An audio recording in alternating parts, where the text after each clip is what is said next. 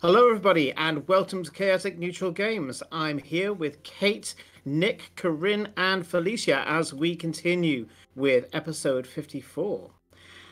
So, we had a bit of a busy week last week. As some of you guys may have been watching episode 53, we were manically recording a podcast for Dragon Meat and Podcast Zone UK. Podcast Zone UK invited us to Dragon Meat to do a meet and greet, and it was a little hectic. It was pretty cool. We got to speak to a lot of people. Felicia's art was on some lovely cards. I still only own one card now that I will send to Felicia. I was originally going to send her a whole set of her art, but it flew out the door. So there's 50 people walking around London at some point with Felicia's art in their pockets, which was fantastic. And hopefully some of you are either watching this on YouTube or you're watching this on VOD on Twitch to check us out. Hopefully you enjoyed episode 53. It's going to get certainly a lot more interesting than it has already. Dragon Meat was fantastic, and being able to do the podcast was fantastic. But one thing that I did notice that when I was doing the podcast is that, for me, Twitch and going live is perfect. So here we are. And we're live thanks to Kate. Thank you again for agreeing to be our producer and using your far superior technology to mine. And yeah, it's good to be back. So don't be a stranger. Talk to us on chat. We are all watching. If you are here, and let's get started, shall we? With episode 54 of the Benefactor.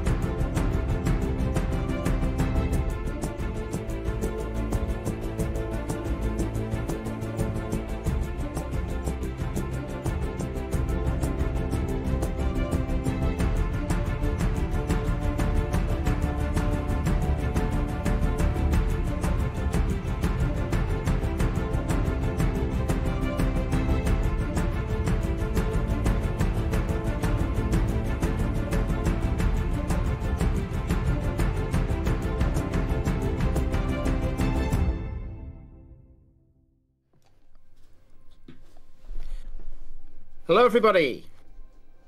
Oh, hello! Is that a hello to us? Hello. I thought that was a hello to chat. Hello to Usually us. you're like, hello, Oh, we're dear. back. Let's hello to the cast. Yay! Ah! Oh, we are live streaming again. So, after what for you guys was a week's break. Welcome back to Ostergald. Specifically, the Siege of Ostergald. You are currently in the Manor House of Renata Green, itself a magical item. Very hard to breach the walls, and it's filled with Renata Green's specialists. When we left off, we had Eclipse of the Moon and Glory poring over a map, trying to figure out where the hotspots are for the demons within the city. They were also trying to find the location, if he's here, of the architect himself. Farewell Barebones is communing with his goddess in the hope that he can have the questions answered. And we'll repeat those questions in just a sec. I can see Nick despairing in the corner there. However, Cora had an interesting time as she walked up to the sightless, strained, floating figure of Renata Green as Renata is holding back the architect. Walked past her and up to a mirror. She allowed herself to be pulled into what is Belena's Vault, a magical item in Illyria where you have to behave a particular way in front of a mirror in order to get inside and plunder its booty. She went inside, and Cora found herself surrounded by a twisted space filled with books. And she withdrew quite a few interesting tomes. A tome of leadership that allowed her to take her charisma up to 22. Kate's just remembered, I can see. A peerage of true fae. And also a tome called The Shattered Glass. I'm just checking to see if the sound's working. Yep, good. Okay. So, you know where you are, you know what you're doing. I'd like to start with Nick. And for Nick, I'd like him to repeat. Yep, you can do that motion. Oh, what I asked.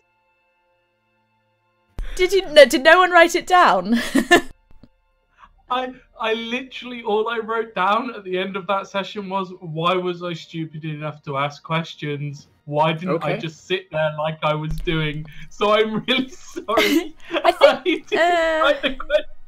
Okay, so your first I think I remember some. Your first question is the architect on this plane of existence? Yes, I'll let you pick the other two.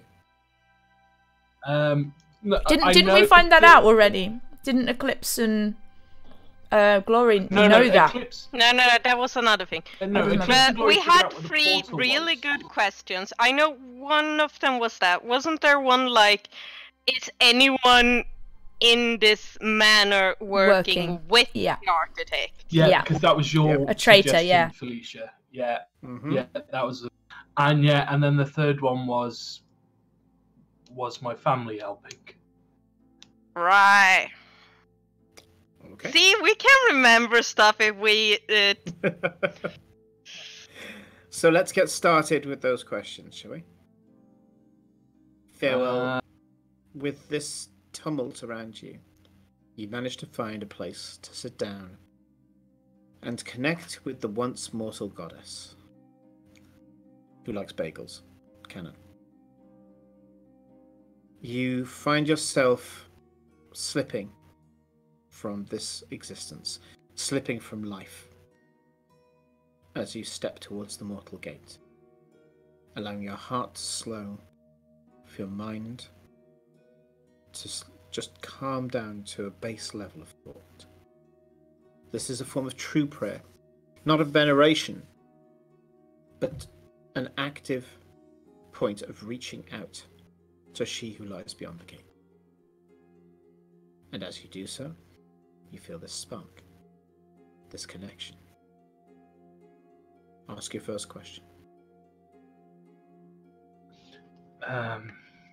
Is the architect crossed over to this plane? The voice comes from over your shoulder. and she says, "The architect does not come from this plane of existence. He has stepped foot on it once before, but no more. The gods cast him into the abyss, and the abyss is where he still resides. He has a tentative grip on this place, this time, but he holds on to it like one would hold on to a thin strand in a roiling sea."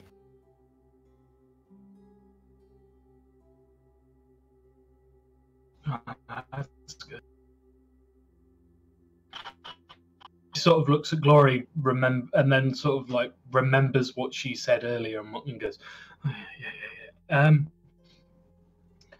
Is there a traitor amongst us here in the mansion, or in the Green Organization?" A traitor, no. Many fools, but no traitors. No one will willingly work for the architect or his agents.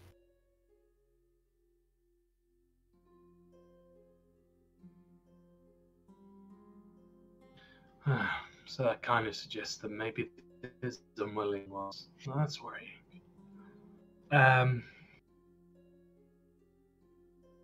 Oh boy. Has anyone seen Cora? No? Okay, I'm getting distracted.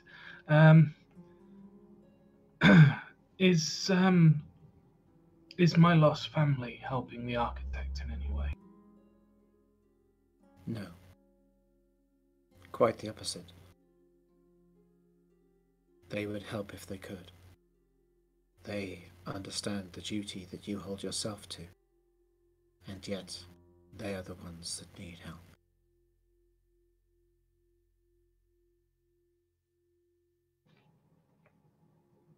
What?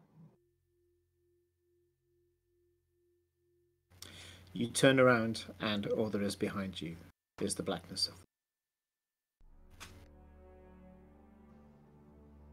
You know, sometimes I really hate my profession. Like, really hate. You're right, Okay. Farewell. No, I've had, what's that saying? Better days at the office. So, good news. The architect's not on this plane. He's trapped in the abyss. So if we go to where you guys found the tether, so to speak, we just need to destroy it, and he will lose his grip, and we don't have to fight an ancient evil god, or as close to godlike as, you know, any evil demonic thing likes to think they are. That's a little too bad. Would have been a really good thing to take back home, fighting an evil god and all that. Yeah. Oh well. Stopping him should do the trick anyways. Interesting. I'll come back to you on that one. And as far as I've been told, there is definitely no willing people portraying us, but that did kind of box off the whole, you know, potential unwilling shapeshifters amongst the people here. If they specified willing, I would bet on that there are unwilling. That kind of speaks for itself. I thought the same. Yeah, and that was it. Now, where's Cora? Cora! About this time, Cora you guys are in the map room. Oh yeah, am I? Are they in different sorry, rooms? I was saying the others are in the map room. They don't know where you are. If you're heading back, Kate, then you just have I to think say. by this time, I would have worked my way back out of the mirror, as I did last session, and I see that nobody's in here anymore. So I'm gonna creep around and try and find where everybody went. Be like, oops, how long was I in there for? Like, kind of worried that I disappeared. From your determination, you haven't been gone very long, Cora. You go downstairs and you find them poring over a map, the other three poring over a map in the dining room. There are other people there who are also kind of putting down various markers and things, and they are getting reports of various attacks and what kind of attacks are going on throughout the city. Oh, there you are. Hey. Oh, good. Welcome back. So, we figured out that the most probable place for whatever rift they're coming from is around this area, close by the university, but not in the university, because that way they would have already found it. So, and it's above ground from what we've been able to deduce. So, if we manage to get a few other teams, we could easily knock out several of the buildings on the block in quick succession, or at the same time even. That would be great, because the faster we work, the less they manage to adapt, yes? Yeah, I guess so. Kate, I'd like you to roll me an investigation check, because your background is urchin, and you're an urchin for this particular city. Which of my new dice shall I use? Ooh! Yes, at Dragon Meet, Kate had a moment in front of the dice vendor. A few moments, to be honest. I'm going to use a nice blue one. Yeah. Ooh. Oh, and it's a 19. I like this one already. Okay, new dice. Oh! You know what I haven't done, though? Brought up my character sheet. I had everything else sorted. I know, come on. What am I doing? Playing the game? Right. And then, so, what am I looking at here? What was this, an investigation? Yes, please. Okay, that is a 23. Okay, for a 23... Yep, you could rule out half of that area that Glory has shown you, and you basically just grab hold of markers and start saying, not here, nope, not this bit here, not this bit here either, and you start ruling out places that would basically be, there'd be no reason for them to be there, or it'd be like someone's house. And you know. And you'd say, oh well, this bit here, that would be impossible because there was this wizard here, and when he died, something really weird happened, and magic couldn't be cast there ever since. And there's this one, and you start to make more likely where in that area that it would be. And so this will have a mechanical effect if you go searching for it. Yeah. Okay. So I hope that helps a little. So you say we need to maybe try and grab a few more people? We don't know that many people. Have we seen Hestica around? I trust her. Am I wrong about the name? Hestica? Hester, yeah. Is it just Hester? Why do I have it as... Okay. In my head is longer. Hestiger is the long name, but they all call her Hester. Okay, so I was Excuse me, I need another strategist here. We have a plan. A grey cloak comes forward and says, yes, Miss Glory? So, and she will tell them what they've come to the conclusion, and which areas are the most likely, as well as the houses they've managed to rule out, thanks to Cora.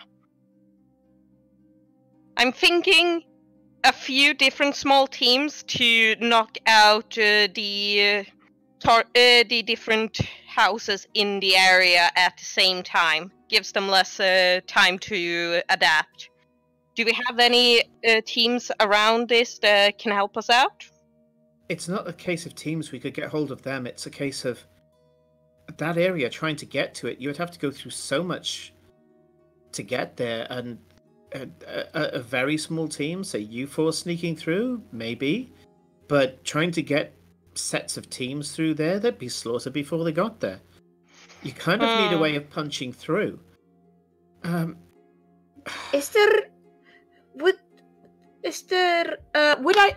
I know if there's any kind of underground tunnels that would lead there, or would they be a no-go as well? The sewer system, that for example.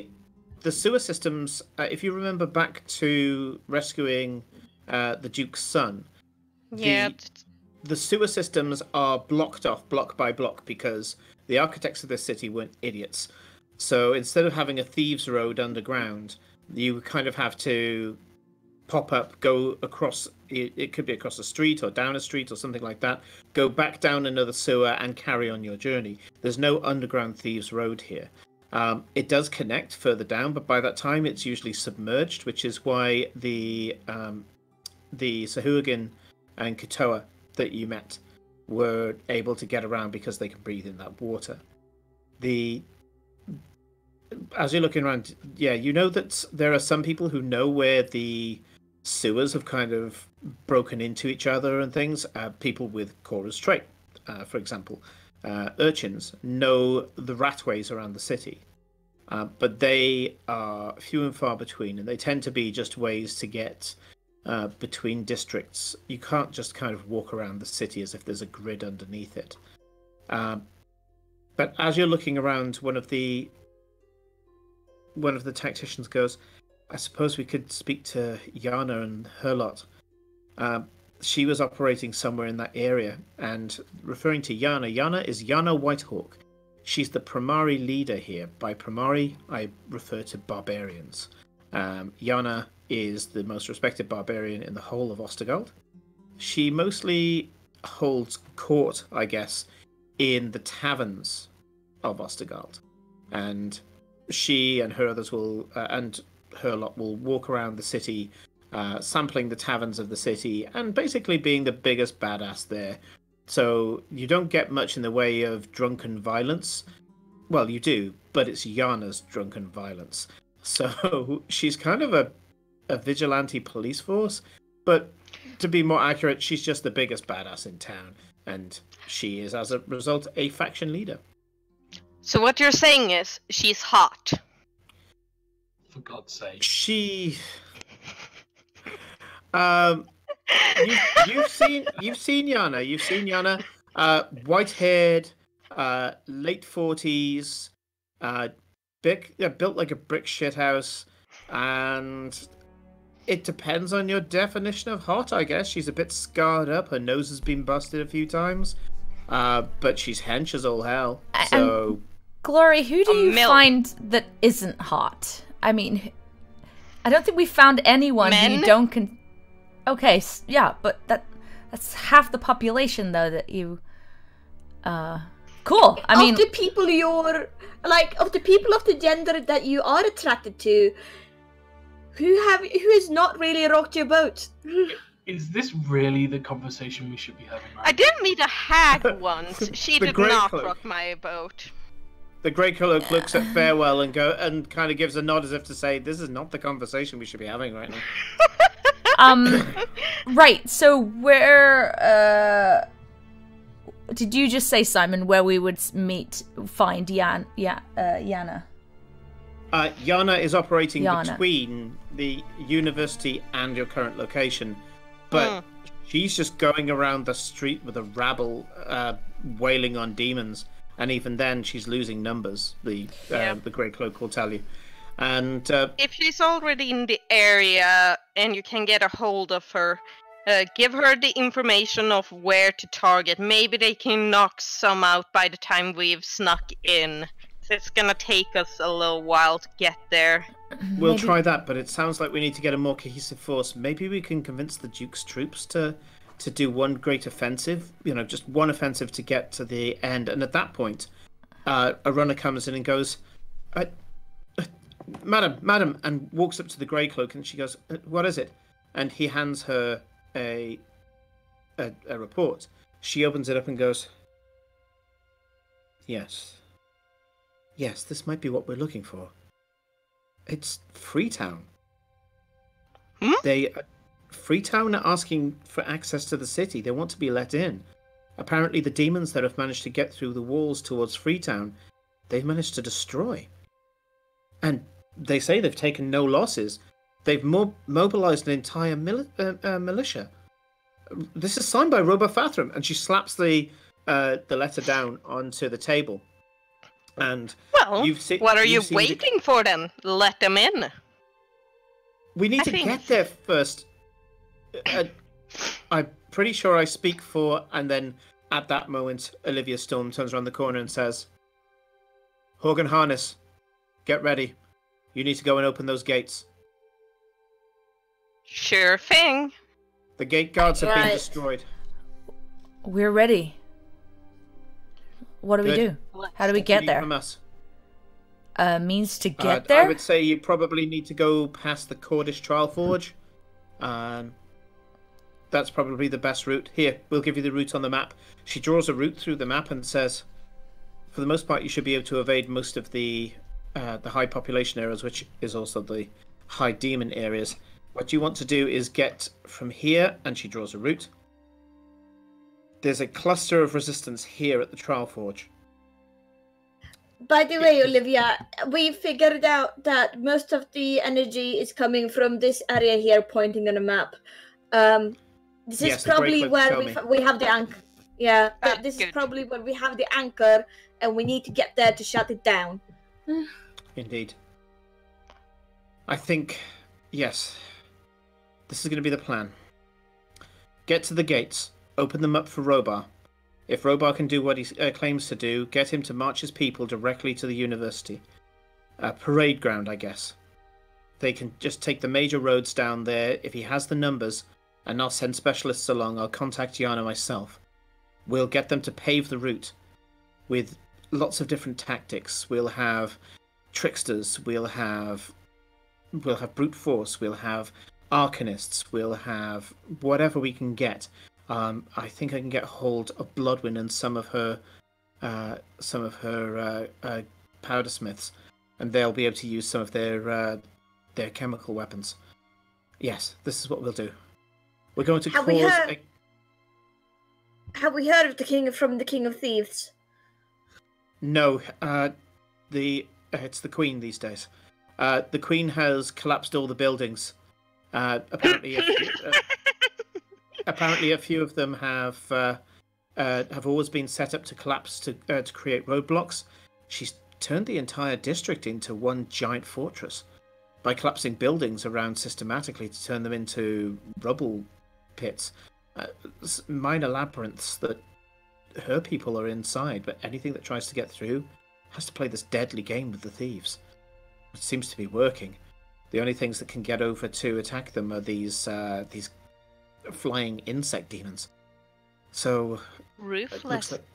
Looks like the Queen's looking after her own. A brain. That's hot. Again, Glory. Everything is hot according to you. Not everything. Focus. I'm just saying, strong, independent women are really hot, and I want to meet this queen afterwards. It's just focus. So Olivia plots the route for you to get to the city gates, and plots a route down a main thoroughfare that she's claiming that she'll be able to send people to, which basically links that gate and the most direct route to the university and the area that you want to investigate. She says, this is it. This will be our one chance. Once you get there, I'm sure he will have figured out whatever the hell it is that Robar has. Let's do this. Once you get close enough, find him. Get rid of this tether, this anchor that you refer to. And then we should be able to mop up without him communicating to his horde how to defeat us at every turn. We'll cut off the head, and then just deal with the rest. And yes, Glory, if you get through this, I'll allow you to have an audience with Queen Emmanuel myself. Let's go. And Olivia picks up her rapier, and as she walks to the front of the Green Mansion, she looks back and says, "Are you sure you've got everything?" Do you have any of those, like, really cool potions left? You know, the spell one. I wish I did. We sent them out throughout the city. This Not siege just even cleared like out. 1 or 2? Renata has 2 on her person, and I have a feeling she's probably going to need them. Yeah. No. I mean... She's the one holding back the architect right now. But if you want, and 2 greater healing potions for each of you get brought up by servants. These could be useful, maybe? Yes. We won't turn them down. Go for it. And she just hands you what is thousands of drakes worth of healing potion. We need you alive. We need you to get there. So, I'll go find Yana and the others. I'll march them together and get them set up across your route. You need to get there. You ready? As will ever be. I think Come on, guys. Let's kill some demons. Some more demons. And as you guys get close to the door, you hear this woo, woo, woo, woo, woo, as this hovering spell, and a large decanter, like a wine decanter, with a familiar blue glowing liquid is in it, and it settles at Farewell's feet. You think there's about 3 spell slots worth of healing of mana potion in front of you. RRP about 150,000 drakes. That very quickly goes into my bag of holding. Thank you! Apparently Renata agrees. So, Olivia turns around and says, "Good luck to us all." And she dashes out of the mansion, leaps off one of the pillars of the steps that come down from the mansion, and leaps into the air. And as she does so, she utters a word, and from the ground, screaming, this ghostly horse goes out of the ground, pulls itself out of the ground and stands up, and it stands up just in time for her to land on its back. She grabs hold of an energy cord that seems to be around its neck, pulls hard, the horse rears up in the air, and it starts to dash down the road.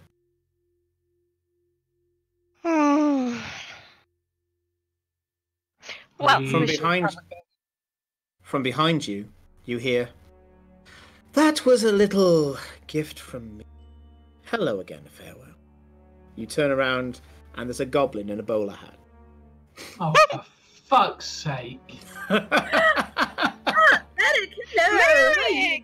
Hello! Oh, it's been a while. You seem to make quite the impression on me last time we met.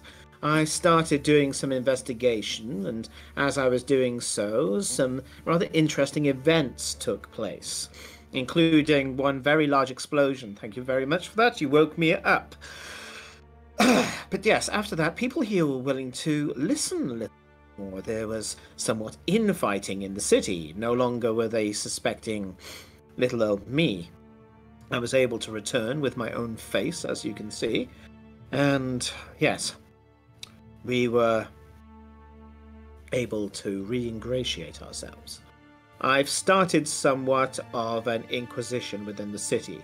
Whoever performed the acts that led to that abominable installation that I know that you got rid of. Thank you. Don't worry. How do you know? I know the direction that you were travelling in, the rate in which you were travelling, and when the explosion took place. As I say, it woke me up. I haven't spoken to anybody, though, because it is conjecture, as you're quite right to point out. Yeah. But No one said anything. I like to hedge my bets. Anyway, I took... Oh, by the way, Merrick, I have something for you. And Gloria will pull up a small envelope to Merrick that is basically an invitation to Sonia in case he wants to go to visit the City of Knowledge. Oh, yes, that might be useful, actually, because when everything, and he puts it into his jacket pocket, when everything calms down, I can't guarantee I'll be as popular as I am now. I would like you to, I'd like to introduce you to Mr. Pride and Mr. Turner. They are my acquaintances, and as you can see, Farewell, there is a pulse between them. Occasionally, they both have one. And start ritually casting silence. I walk away 20 feet and and then just start ritually casting silence as we stand. I go over to him and like, yeah, we were having an inappropriate conversation before. This is not the time for this either. Let's go. And I so drag him back and I'm trying to be like, but he's such a dick. Doesn't matter. We need everybody's help. And he just gave you some really useful stuff. So tip your hat and then let's leave. I shake the hands of the zombies. They are quite warm. They're both rough looking. They look kind of violent and kind of, the way they hold themselves aggressive. When you shake their hand, it's almost like they're trying to rip it off. But they definitely have a pulse. They're definitely alive. And he says, they're my bodyguards. Don't worry, I was just messing with Farewell.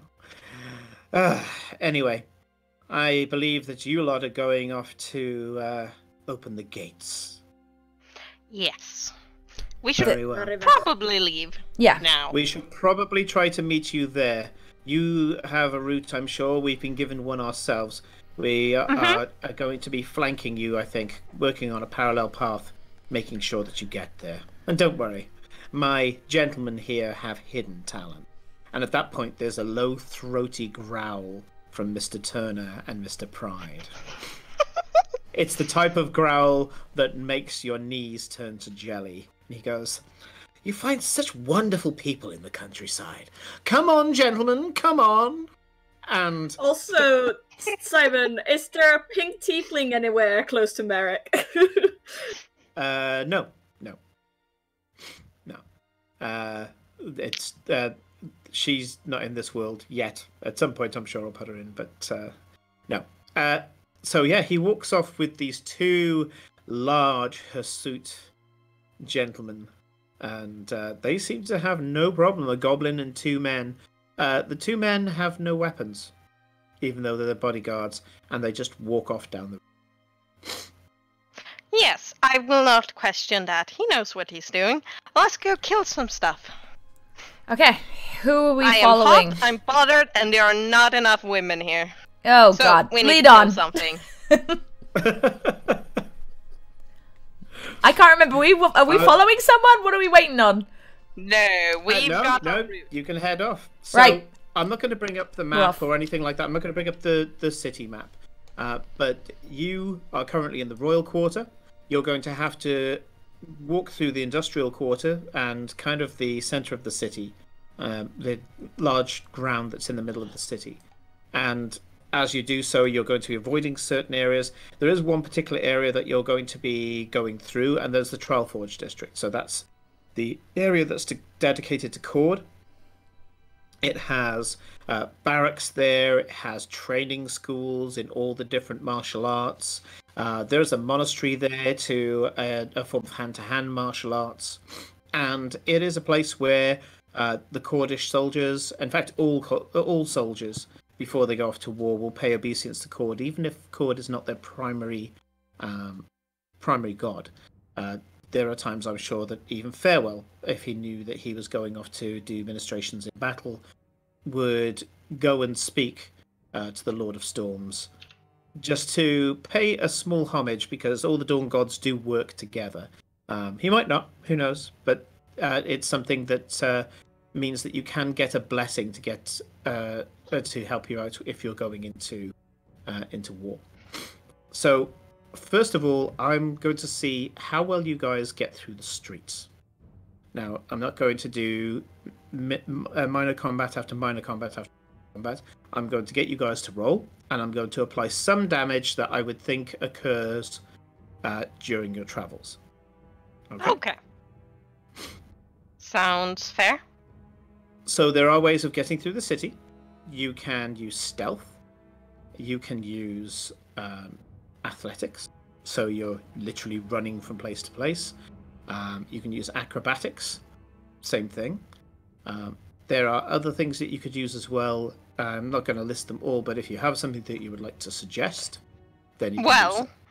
Carpet plus stealth worked really well last time, so Sneaky carpet. I'd say we go for that again. Okay, so you're going to go for stealth carpet. Okay. Yes. Cool. In a completely unrelated low-level flying. Yeah. And Simon, I think it goes without saying, but this is one of the few occasions where Farewell would abuse the shit out of guidance. So you let me know what you want me to do in that respect. Absolutely, yeah. It's what guidance is for. You know that you're actively doing something, so it's hardly abuse of it. So yeah, let me just, being that you have invoked the power of the carpet, let's just pull that into. Okay, so I would like everybody to make a stealth check. So you are, in general, well, actually, yeah, it's a stealth check for anybody. One person, if they want, can do a vehicle check. If not, I will accept stealth from all four of you. And then I will give guidance to Corinne. If she's going to do the vehicle check, she gets the guidance. Sure. Is the vehicle the stealth vehicle check kind of thing? Well, if you want to do a stealth check, then just everybody's doing stealth checks, and the carpet's just a minor feature. Yeah. Are you good at stealth? Yes. Yes. Corinne is. Roll stealth. Yeah, roll stealth then. Yeah, and plus a d4.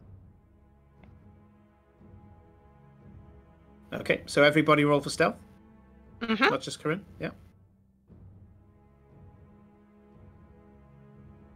So that's that's a total of 8 plus 30, which is 21.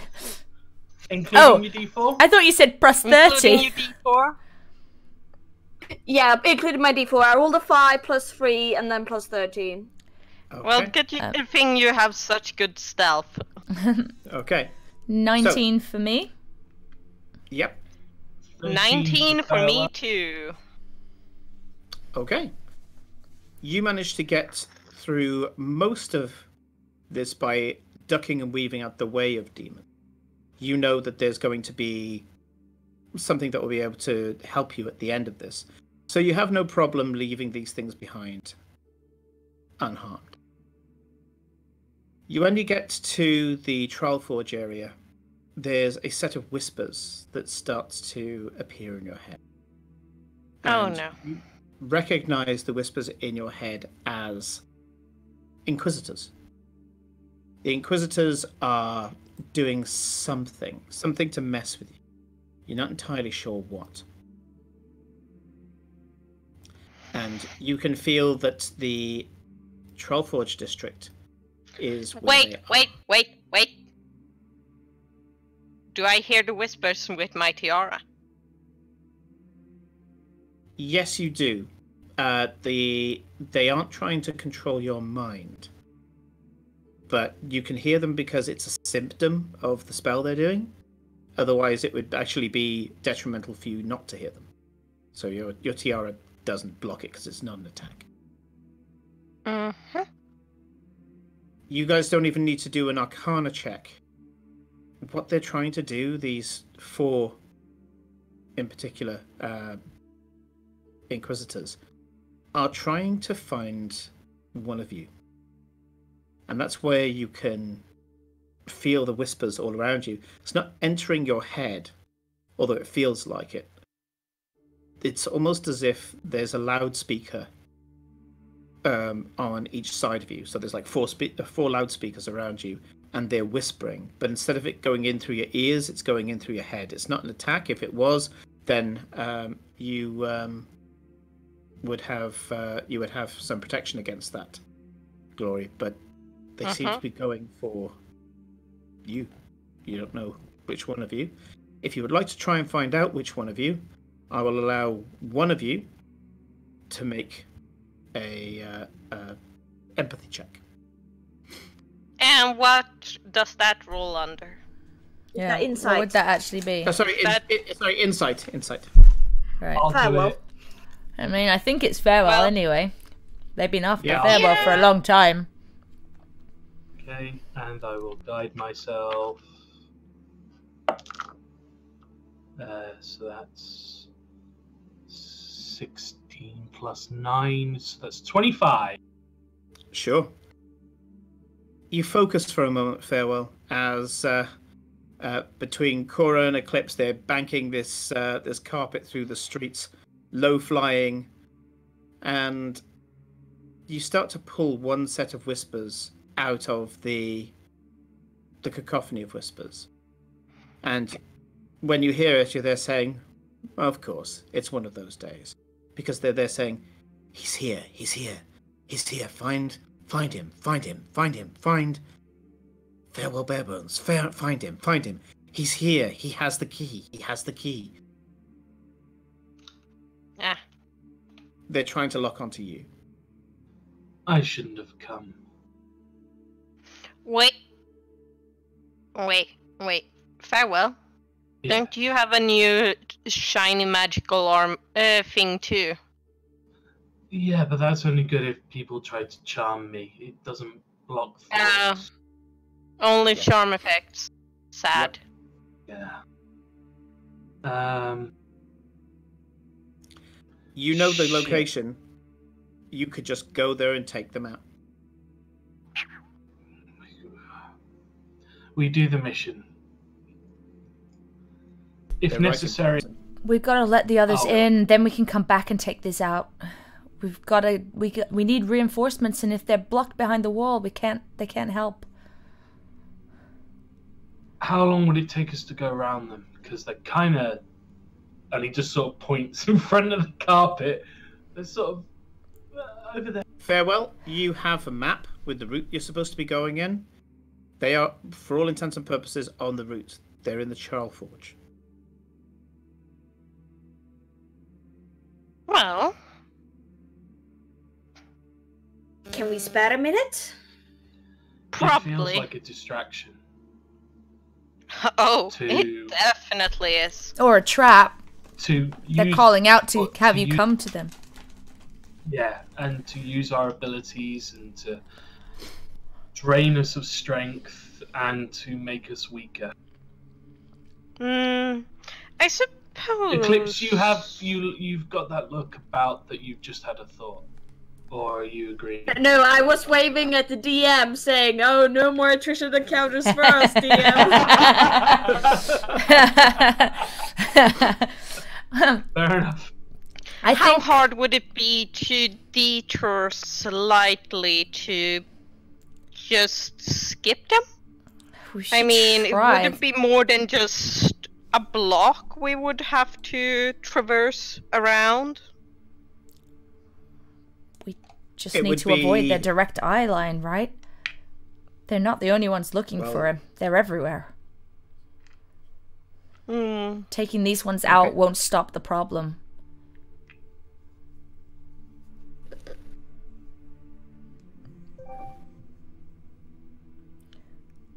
Let's try and go around. Try and go around. Yeah? Yeah. I mean, if they attack us, we'll take them out. But let's not run into a fight. We've got plenty to fight. We need the boss, not these minions. And we got a stealth kitty on a carpet. That's the name of our show. Let's get to you there then. You decide to detour. As you start to detour, I would like Farewell to do me a wisdom saving throw. Don't forget guidance. That doesn't work. It's not. No. It doesn't work on that. It's just ability checks, unfortunately. Yeah, you need resistance to that. 18. 18. It's faint, but there's a second set of voices that you can hear now. And the voices are familiar. You've heard them screaming before. In the darkness. Screaming. Of course. And screaming. and screaming. If you haven't got your knife out, your knife appears in your hand, and it's wreathed with dark energy. The blade starts to vibrate, and you are distracted. Whoops. Because some of these voices now are screaming your name. Come on! Farewell, are you okay? Do we need to go more? You can't hear that. No, we hear the whispers. Yes. That they are screaming, and we need to move quickly, or I am going to need to go somewhere else. Okay, let's do a bigger, We're wider moving berth. as quick as we can. Do go wider. We can't let them get in his head. Yep, okay. Carpets. Yep. Okay. It's Appa. Been rewatching Avatar on Netflix, so. In that case, I would like all of you to do stealth checks again. Unfortunately, you have deviated from the path, and you're now in a... Sorry, everyone. I'm guidancing myself for this stealth check because I rolled so badly last time. Apologies. Yeah. So yeah, and of course I fucking nat 20 that time. Of course I do. Well, that's 2 nat 20s then. Okay. Nice. 22 for me.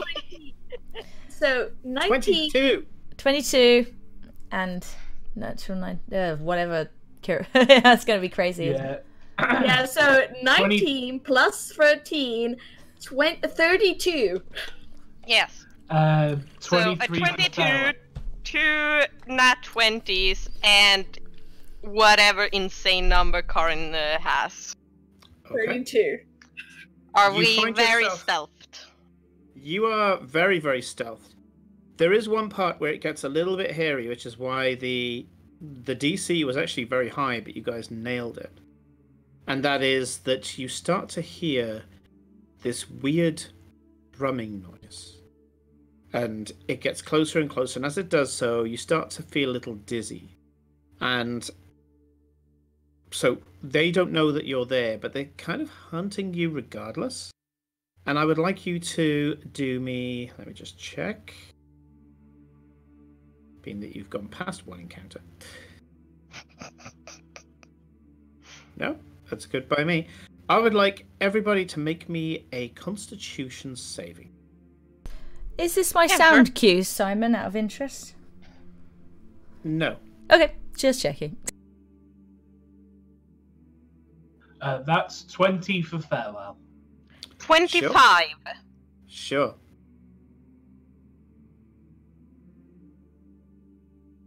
19. It was a con save, right? That's right. Oh no, Corinne. Oh no. What did you roll? 7. Okay. She's steering. No, she's steering. 6. Oh no. 6. Okay. Oh wow. My don't have a stealth check was my stealth check was 32, so I don't know if that goes into equation at all. Do you have nothing for your con? I have a +2. I rolled a 4. Oh shit. Yeah. So you're there banking this carpet like cooler than Aladdin through the streets of Ostergald.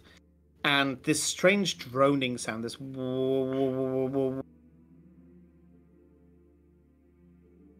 starts happening.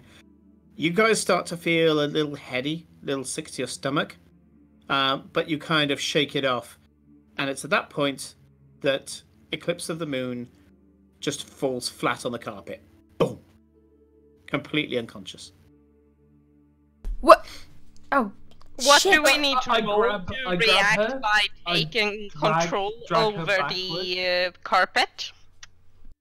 Sure. Yeah. The carpet will just kind of glide to a halt anyway. So, one of you says the word, and the carpet transfers control to you.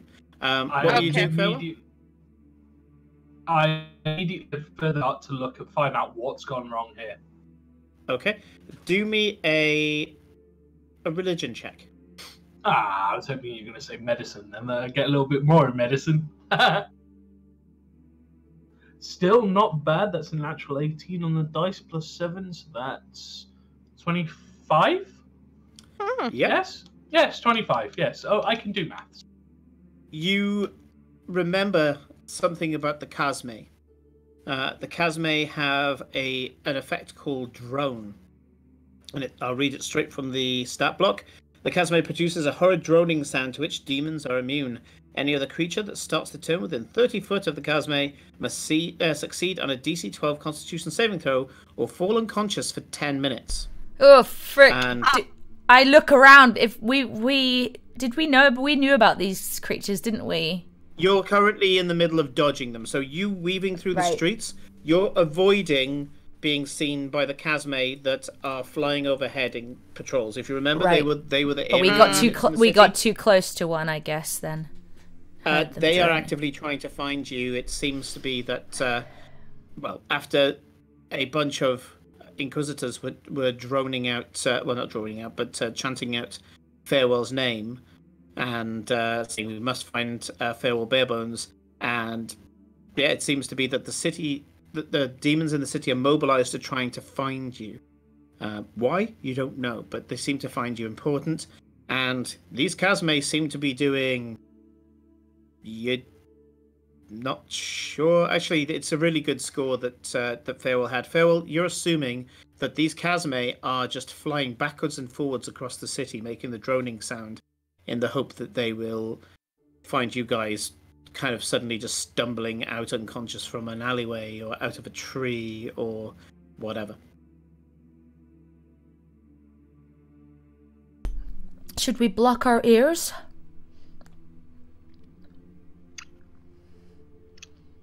Speed is more important. It's risky, but we have to keep moving. Okay. Yeah. Let's keep moving. Simon, would I know if there was any non-magical means that I could perhaps help speed this? You know that there are certain things that can do it. So, you know that holy water, for example, splashed on the...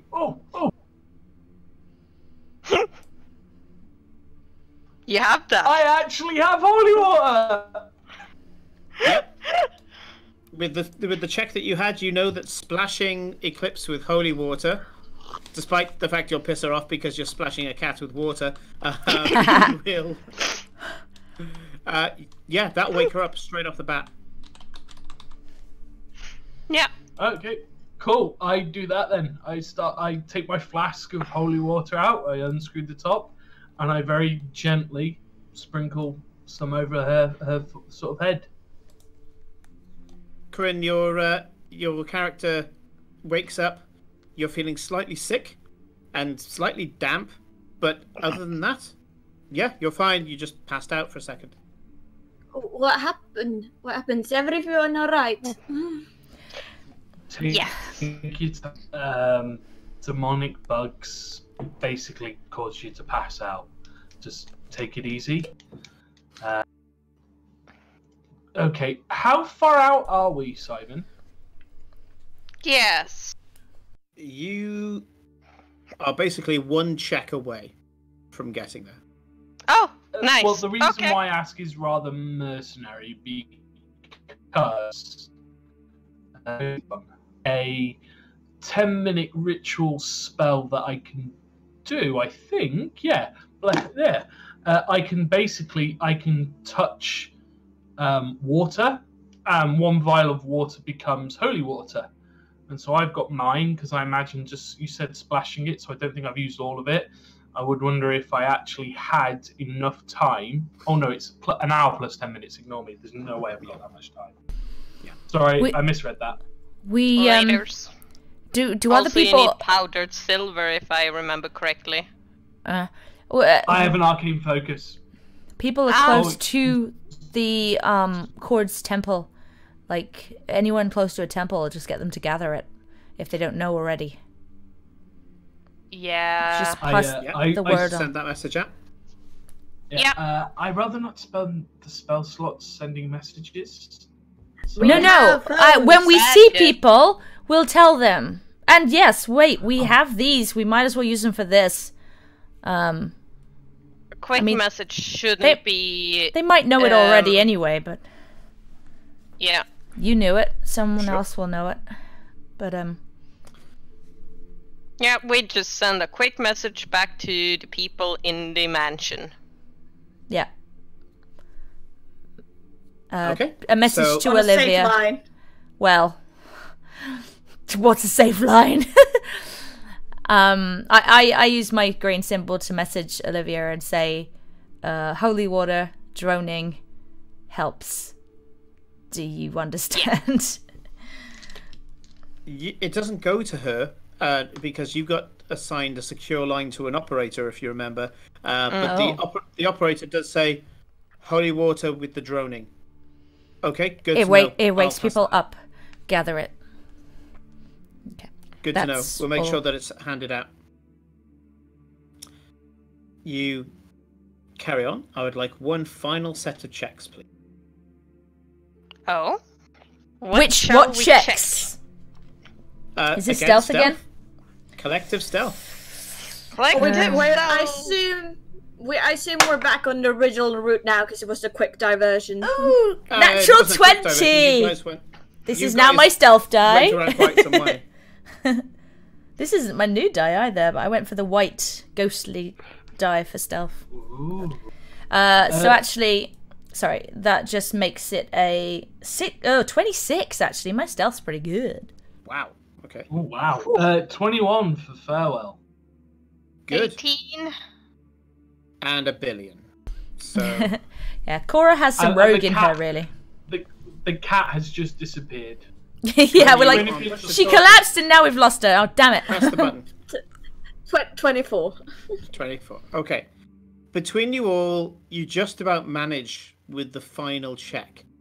You're harassed at every corner. You're having to duck and weave and pull off all sorts of tricks to be able to, using your illusion that you had before, to be able to get through this gauntlet. And you start getting towards these gates. And it's at that point you can hear something else. The whispering seems to have died off somewhat.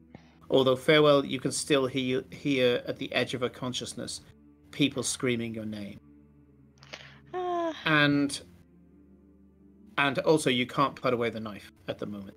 You can't dismiss the knife. It's just there.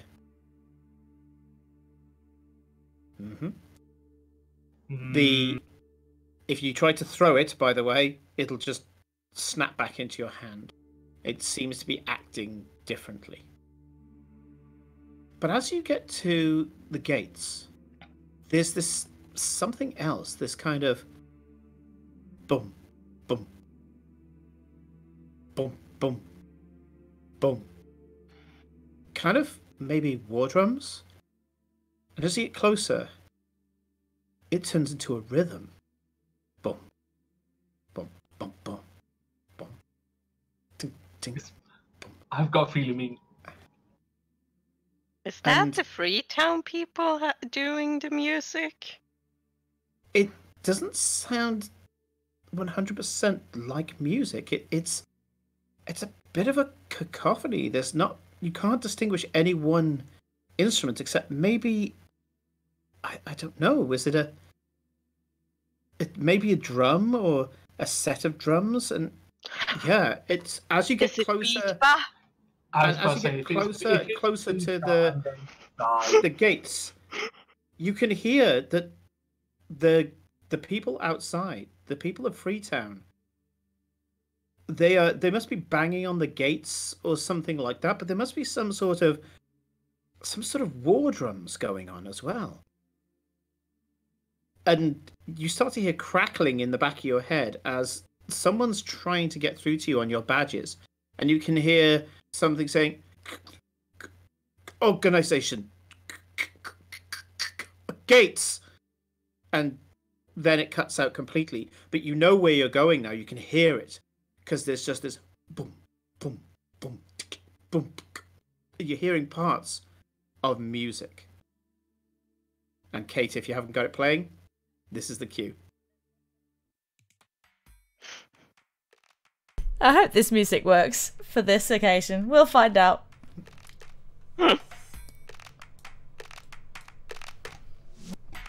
And yeah, it's strange. It's made up of lots of different weird sounds. You get a bit of clapping, and there's tinging sound of maybe metal striking something. And as you get closer to the gate, you hear, "Hey, baby girl Cora, let me in!" Beeper! I shout it, and then I'm like, "Oh, we're being stealthy." Shit! And then I just tap on Glory, and they're going, "Go, go, go!" Yeah. And, I'm going at back speed right now because we have a beat put to let in. And as soon as we're the boy. I'm trying to find. Starts to dash through the streets as you are banking towards the city gates. This is your city. You know where you're going, and you know that you can follow the sound to it now. But unfortunately, there's a droning behind you. It's far in the distance, but you're being followed by at least one Casme. And it comes towards the gates. And once again, you can hear it's loud. There's so many people on the other side of this door. They're banging on the door itself, but these doors were made to last a siege. And unfortunately, they haven't been able to make the type of battering ram that's required. You do see that every now and again there's something that jumps up in the air and kind of looks around and then darts back down. Cora knows that this is a Aarakocra from Freetown that's kind of nipping up in the air, looking over to see if anyone's coming, and then diving back down again. As you crash out into the main thoroughfare with your carpet, there you can see the Aarakocra goes up and suddenly goes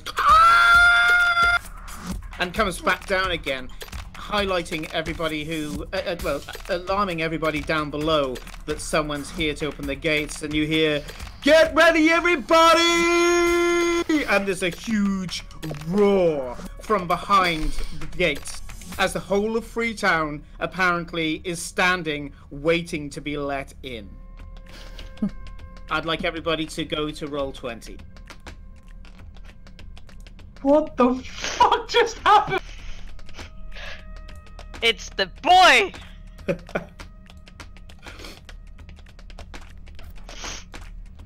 The boy is here. Just time to kill. You jump off the carpet and throw it to one side, and you find yourself in front of the city gates proper. I haven't put the whole of Freetown on the other side of the map. I know I'm lazy. But you put yourself down in front of the gates, and you know you have to open these gigantic gates. They can only be opened by is the screen coming back? Probably. Her computer died. There she goes. Yeah. They can only be opened by the levers that are inside the two towers either side. You're going to have to break in through the doors there, assuming that the doors aren't broken already. You can't quite see them at this point. But one thing that you do see is that alighting on the nearby rooftops are two Casme, and they are the two disc things with the insects inside.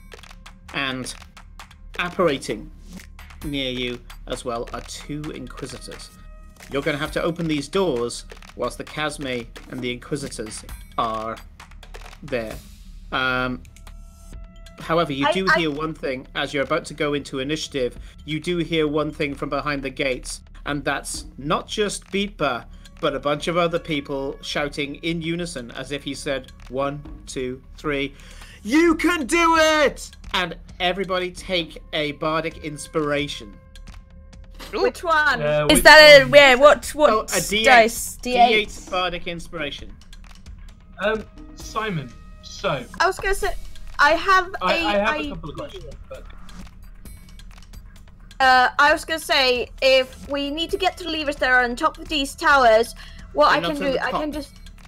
They're not on the top. Well, they're inside the towers. Inside the tower, I assume they're windows. No. There are no windows. These are lockboxes. They'd be pretty damn useless if you could just come in through a window. Well, I was gonna say, I can turn myself invisible, essentially climb up the tower, turn the lever, and then get to the other one, but... No, still do that. Still do that, because that is the best idea in the world. That's absolutely the best idea in the world. I'm not saying it won't work, I'm just saying the lever isn't on the top of the building. Yeah. I'm saying it might contribute to it. However, I will, and I probably have to do this on my initiative, so I'll stop talking there and roll initiative. I think that's good for everybody to do that. Cool, 18 for farewell. Huh? Oh, right. Okay, 18 for farewell. 10 Corinne. for me. Oh. Okay. Corinne is 14. 24. Fucking hell. Rogues. Yep. I rolled a natural 19, and then it's plus 4, no, plus 5, so... So, Sorry, so I'm going to have to do that again. Hang on a sec. I don't know what went on there, but it screwed up. Right. Okay, so Nick had 14, yeah? 18. Okay, Nick had 14. Felicia had 18. Nick had 18. Felicia, what did you have? 14. You had 14. Sorry, yeah. And Kate had 10. And then 24. Did you say, Kate? Corinne, yeah. Yes. Okay, let's see if it did it this time round. Yes, it did. Okay. So, leaping off the carpet with a cat-like grace is Eclipse of the Moon. Thank you for the art on the map. I can just see it occurring in real time. With all your cat-like graces, you leap off the carpet as Farewell rolls it up and throws it into the corner. What are you doing? No, I'm not rolling it up. Well, okay, kick it into the corner. Either way, it's not on the map, so yeah. No, I need it. What I have planned is need it, so I'm not done anything with the carpet. Oh, I'll go get it then. I'll get it from the other map, yeah. So, what are you doing, Corinne? You're muted, I think. Press yeah, the button. you're muted again. There you go. For now, because... Look, right. It's the carpet. I was pushing the button. Oh. It's working. Yeah. Okay, Can you hear what me? are you doing, Corinne? Yeah. Yeah, I can hear Yeah. you. What are you doing? Yeah. I was saying, I am gonna let you guys take care now, and going on actually getting these guys in. So I am gonna cast invisibility on myself. Sure. Yep, you are invisible. Stealth kitty, stealth Ultimate kitty. stealth kitty. There seems to be a kind of trapdoor at the top, is there, Simon? Yes, there will be a... yes, and thank you, Felicia. You found where the Merrick token is. I stashed him up in the top corner, the top of the map. He's not come in yet. But yes, on the top of each of the towers, Corinne, is a trapdoor that you know that the guards go up that trapdoor to be able to man the battlements. Yeah. Do we know if the levers are downstairs or upstairs? You know there's somewhere in the tower. You've never been in there. But you know there are levers. Okay. I will activate my speedy thing, so I can go double my speed, and Sure. I will climb up the tower and go to the trapdoor. Okay, which one would you like to go to? The north one or the south one? Let's go for the south one for now. Okay. So you're going to move... Oh, no, I'm moving the carpet there. So you're going to move to this trapdoor here. And yeah, I'm going to say you could probably even get in, swing into the trapdoor. Nice. So, is the trapdoor open? Let's see. Can you do me a favor and roll me a d20? Because I didn't put what is up here. Because you guys don't really know what's up there. So I... 11. Okay, 11. Yep, so you beat it by 10. Yeah, it looks like some Casme killed some guards up here when they were still up there. And it looked like one of them opened the trapdoor to get down inside. But the Casme took him first. Okay, then I will jump down in there. Okay. Once you're inside, a Casme unfurls from the corner as it leaves a guard alone, and you're there with a Casme, and it turns to you. It's not going to act yet, but it turns. You can see that the. Can it see me? Oh, good point. Does it? So, yeah, it needs to do a. What's your stealth score? Well, she's invisible. Yeah. Which means he has disadvantage. Yeah. Do you want me to do a stealth check? Because I was going to do a stealth check anyway. As a bonus action. Yeah, go on then. If you're using a bonus action to hide as you do so, go for it. Yeah. It's with advantage because I am invisible. Natural 20. It doesn't matter anyway because he rolled a 6 on his dice. So, yeah, there's a Casme there eating a guard. It seems to be draining the life fluid out of a guard, and it's up against one of the walls, and it's got some sort of spider climb ability, or fly climb ability, I guess it is. And yeah, it's holding the guard while it's perched on the wall, and it's eating the guard. And even when you come down the ladder, it doesn't notice that you're there. Yummy. So, this is where you are at the moment, and this is as far as you can get. Upstairs is a mixture between a kind of tea room and an armory. You can see that there are weapons lined across the walls. There's a large amount of arrows and bolts, as in 2 large boxes of arrows and bolts for counter siege. And yeah, that's where you are at the end of your turn. Next up is the pair of Inquisitors. So the first Inquisitor is going to run forward straight up to Cora, and let's see what I didn't even see them little insect things. Oh my gosh. Yep. So yeah, that's an Inquisitor, this kind of grey humanoid, and he's going to try a bite and a claw attack against you. So let's see how it goes. So natural 20 for 26. And ouch, take 23 points. No, cancelled. I used my reaction to cancel. So still hits, take only 13. Oof. Okay, now, didn't we introduce this thing that I have? Oh yeah, yes, but I have this Misty Step thing that I can do when I'm attacked, right? Whenever you're attacked, you can roll a d6. On a 5 or 6, you immediately cast Misty Step on yourself. Nice. Also, don't you get a thing for Phaelocks? Don't they get a reaction where they can like I away and be invisible? Yeah, yeah, I also have that, but this is better. But I don't really want to desert farewell right there with the freaking Inquisitor, but I'm gonna do it. Now I rolled a 4. Do it. I have a plan. Yeah, I rolled a 4. Okay, I'm. nice. Oh, I do have my inspiration. No, that's not for now. Carry on. Sorry. So now the claw tries to strike you for 19. Does it hit? Yeah, my armor class is 16. Okay, take another 9 points of slashing damage, and you can roll again. I rolled a 5, so I. Okay. Reposition yourself as if you had just cast Misty Step. So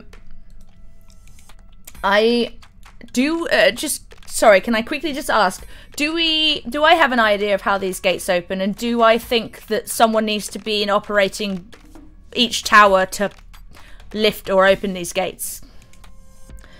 Do me either a history check or a what would that be? Like, I feel like she would have tried to figure this out. Wait, I rolled so bad. Yeah, this is an intelligence-based thing. I don't know if that's going to do it. I rolled a 4. I guess I'll try. I rolled a 1 on the inspiration. I didn't feel that inspired by Bebop. So that's 5 plus... What did you say it was, history or... Yep. Yeah, that's plus 0, so 5. No, she's just... I just got bitten and slashed at, so I'm not really thinking straight. I'm just gonna bamf there anyway. Okay. Wait, sorry, how far can I actually go? It's 30 feet. Mr. Seth, yeah. Yeah. I'll go straight to that trapdoor then. Okay. Oh, I moved the carpet. I can't Roll move me myself. a d20, Kate. I'm failing to pick myself up. Oh, yeah, the carpet was in the way. Here we go. That's a 9. Thank you. A 9? Yeah, the trapdoor seems to be shut. Okay, well, then is this the time to use my... Turn, remember, it's not your turn. No, I know. I have thieves' tools I've never yet used. Yeah? Okay, so, yeah, on your turn, maybe. So that's the first one. Now, it's at the end of its turn, it brings its hand up to its mouth and runs this long tongue, like Venom's tongue from Marvel Universe. Runs this long tongue over its claws, and it goes, Night of the Summer King. Interesting. The master shall know. And it just stands there, projecting. I want to kill it! Damn it! The second Inquisitor runs up to Farewell Barebones and hisses in his face. Kill Farewell Barebones. He has the key. And yep, he's going to do 2 attacks on you, dude. So the first attack is a bite. That's 25 to hit. That hits. Okay. Take 12 points of piercing damage as he sinks his teeth into a part of you that is no longer that isn't covered by chainmail. Farewell. Oh, half plate. You wanna use your shield pin, maybe? Oh! No, I can't. I've used my reaction. I used my reaction to... Yeah, but that's a bonus action. No, it's a reaction. No, it's reaction. Yeah, it's a reaction to use that. Okay, so that's the bite. Thank then you the for claws. reminding me that. Yeah, good to know that he's got it. 22 to hit. Someone has to remember. That also hit. Oh dear. So yeah, he chooses the same spot and slashes you for an extra 15 points of slashing damage. And at that point, You're rolling really high, Simon. Yeah. Campaign Lab is being nasty today. And after he slashes at you, he kind of presses his face into yours and goes, Your key was given to you by the Raven Queen. Maybe you can give it back to her when we kill you. And he looks up to the 2 Casme up on the roof and goes, Kill him! Kill Farewell Barebone! And that's them. Nick, it's your turn. So I'm going to say I'm still stood on that carpet, even though the carpet is like beyond, which means Glory, you're stood also on the carpet with me. Yep. So I apologize for this.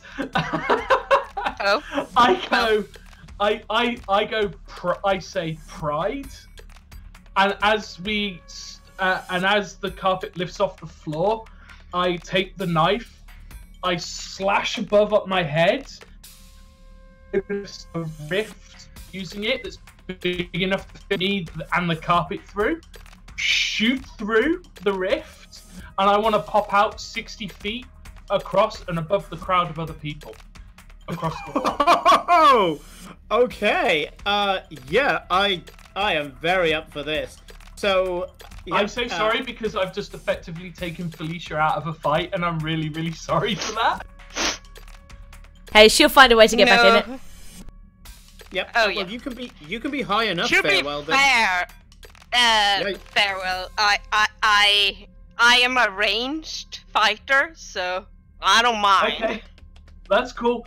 Yeah, so we are literally, I don't know,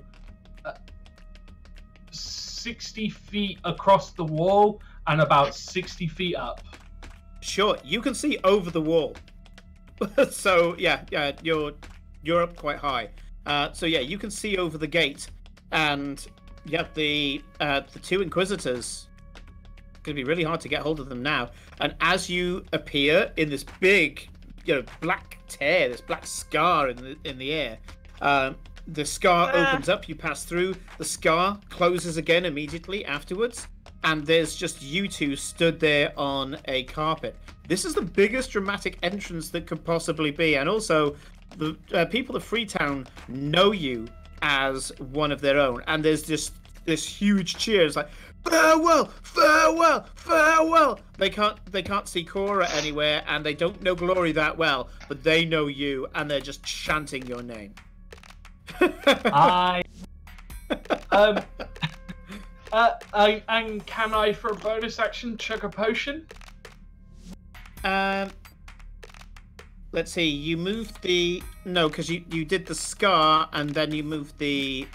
Cool, that's fine. That's you activated the carpet, so I'm going to say that's your lot for now. Next up, Felicia.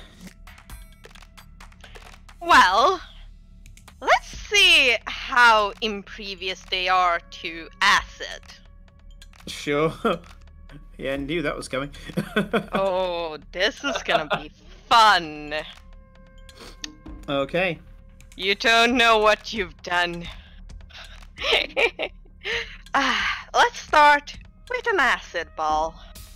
Yep. Because we can't have too many of those. Sure.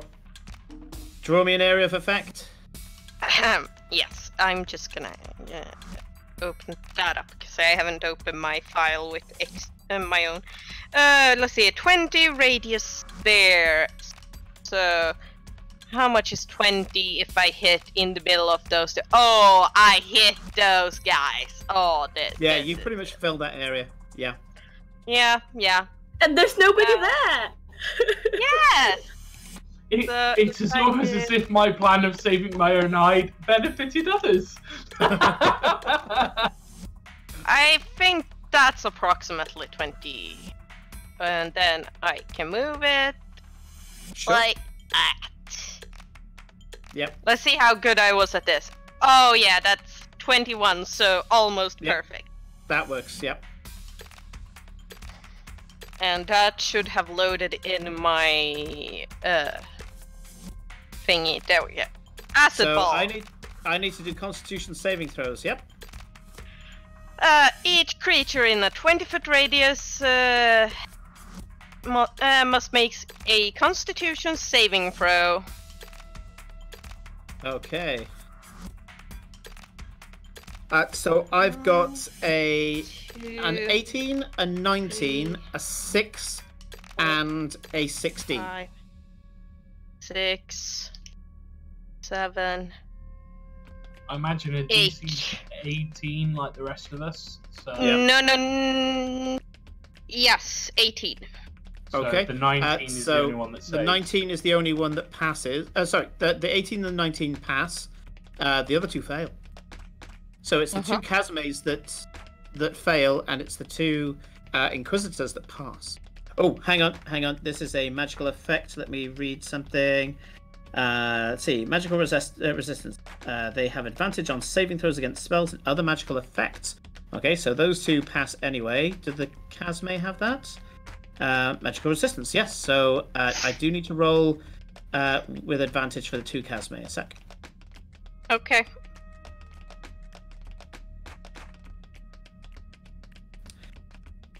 No, that's a 12 and a 14. So yeah, roll for damage.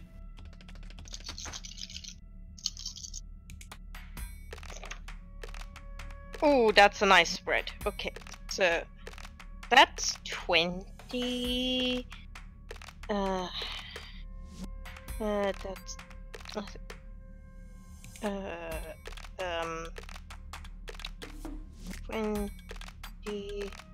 32, 34, and then 39. So the ones who pass take half of that. Yep. Okay. So the two Inquisitors, as your acid comes towards them, they just raise their hands up as if they're basking in the glow of the sun, and the acid just washes over them. You can see there are blisters on their skin, but they don't seem to be as affected as the others. The Kazme, on the other hand, there's somewhat of a screech, and they take the full whack. Oh, good, because I'm gonna do that again. You're gonna do quick and acid ball, okay? Yes, because you can use a bonus action to cast a spell normally cast as an action for 2 sorcery points. You can indeed. Glory, glory, glory. Glass cannon, she's rocking the roll. Yeah, do it. Sure, you don't use too many spell slots. Nah.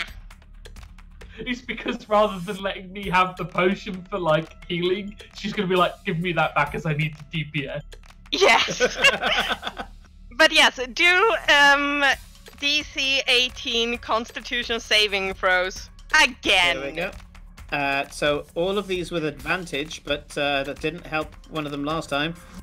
So that is a pass and a pass and a fail and a fail. So the same thing as last time. Both the Inquisitors pass and both of the Kazumes fail. Roll for damage. Thank you. Oh, I love this sound.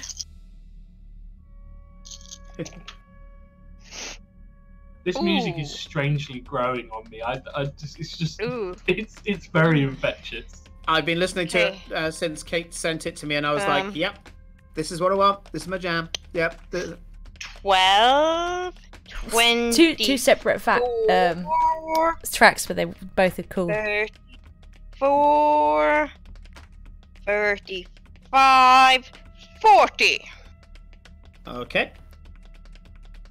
So once again, the Inquisitors are less affected, and as you fire, I mean, from Farewell's point of view, you just double tapped on a acid ball.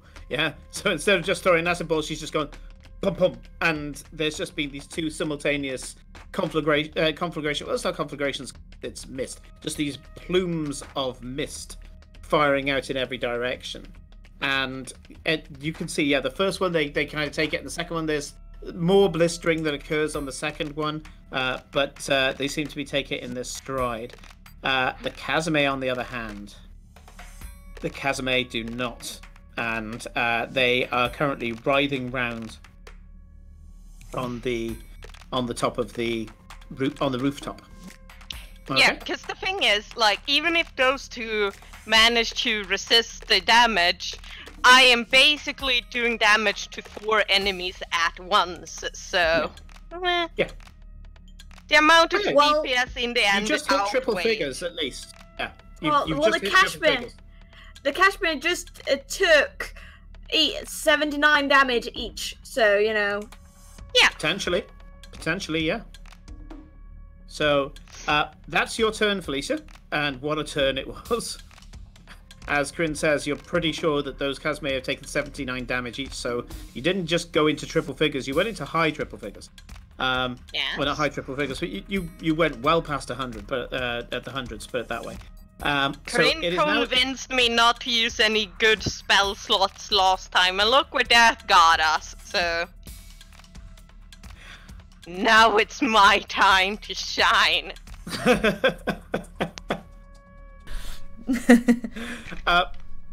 So Nick, in between Felicia and the Kazume's turn, you do notice two things. First of all, the Kazume starts to wind up this drone, this whum, whum, whum, whum, whum. But standing where you are right now, all you hear is the music, man, and you honestly start moving a bit with the beat. It's infectious, and you can tell it's infectious because the people below you are writhing in time. These guys are spoiling for a fight, but they're all dancing right now. And no one is dancing more flamboyantly, the gestures and jumping around the place like a fool, than Beatba himself. And he's occasionally grabbing somebody and dancing with them, slapping a barbarian on the ass on the way past, and just going, "Hey!" as he goes past. And his infectious charisma is just emanating through the crowd. The drone of the Kazume can't even touch them.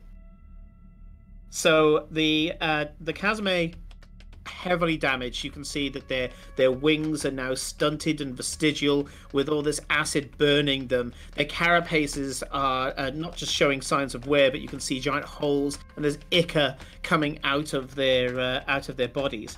So they are going to attempt a desperation move here, and I think it's only fair that we get Felicia to roll. So I want you to roll for me. Let's see, what do I need? I need you to roll me 2d6. Okay. And don't add them. I need to know what the two separate results are. Yeah. A 5 and a 6. A 5 and a 6. Okay. So you watch as the bodies of these Kazume start to split down the middle, and the carapace suddenly just dents and then cracks, and like a chest burster from Aliens, you can see that a hand just shoots out, and then another hand shoots out, and it splits the Kazume down the middle. And these two Kazume they're in the process of dying. They're still alive, but they're in the process of dying. Unfortunately, two more Kazume appear directly in front of them. And you can see that there is a kind of swirling vortex in the bodies of the old Kazume, and they're just lying there, and their guts are just swirling around, and it's starting to slow down now. But they have used their ability to summon demon. There's a 30% chance, and I rolled a 5 and a 6, and you rolled a 5 and a 6, so they both got that chance. Well, that's rude. Yep. Yeah, never leave a wounded Kazume or a wounded demon of any sort, because they will try to summon their own, even if it takes their last breath. And so that was their turn, though. That's all they could do.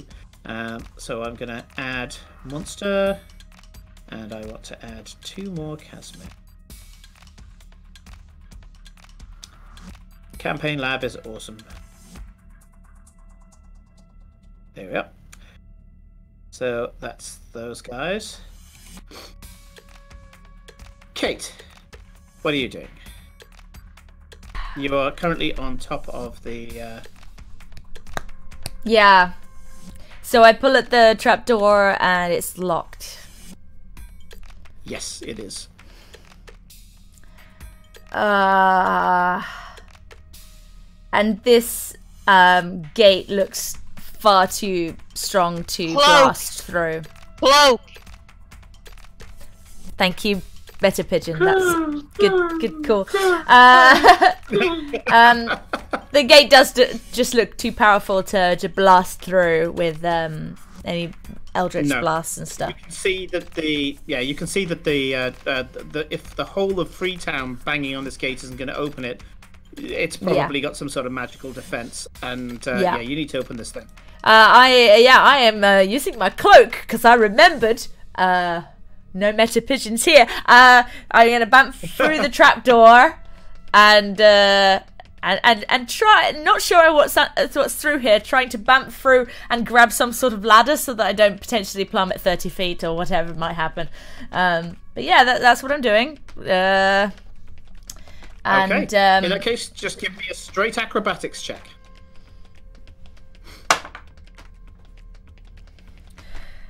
Okay, acrobatics. 18. 18, absolutely. With an 18, you activate the cloak, go incorporeal for a second, drop through the floor, and as you solidify yourself, you see the ground rushing up towards you, and you superhero 3-point landing. Oh yeah, I do. The floor below. You're in the same place. They're symmetrical. You're in the same place, except no Casme and no guard. So you are in there now, and you can see that there's just a side staircase that seems to be going down below. You don't see any levers here. All you can see is, as I say, there's kind of like a tea corner where the guards will take their lunch, and there's a large amount of ranged weapons for the most part, and then there's just spears and things to fend off anybody who's climbing up on wall ladders. Okay, I will kind of call to Eowyn, just help me, and I will as much movement as I can do to look for any sort of lever or any way of anything that is connecting to this gate. Okay, are you going down the stairs? That seemed to be the only thing I could do. Was I mistaken? Yeah, pretty much. You're not going to try rifling through this room. You're just going to go down the stairs. Yeah. Yeah, I'm just going to head down, see if there's something lower down. Okay. Down below, there's the floor below is separated into what seems to be a small office that people can take people into. So as you're entering the city, they can take you in and ask you about your business here. And there seems to be at the back of the room a kind of locked, a form of locked room. Eowyn suddenly just bamfs next to you because she can do that. She's a familiar, and she goes, "I'll check first." And she flies down and under the locked door and goes, "There's a big lever here." Great, that's it. But it's a locked door. I can't move it. I'm too small. I will bamf again. Can I do that? Wait, this is all my turn. I can't do that again on my turn, surely. No, you've taken a bonus action and you've taken a move action. So the only thing you can do now is anything that an action can do. If you wanted to use your thieves' tools, you could do that. Oh, okay. So yes, yeah. Let's try the thieves' tools then. Can I unlock the thing? Okay, go for it. I don't actually know how to do this. I do sleight of hand. Do I? No, so you do to use the tools, you do dex and proficiency if you have proficiency in thieves' tools.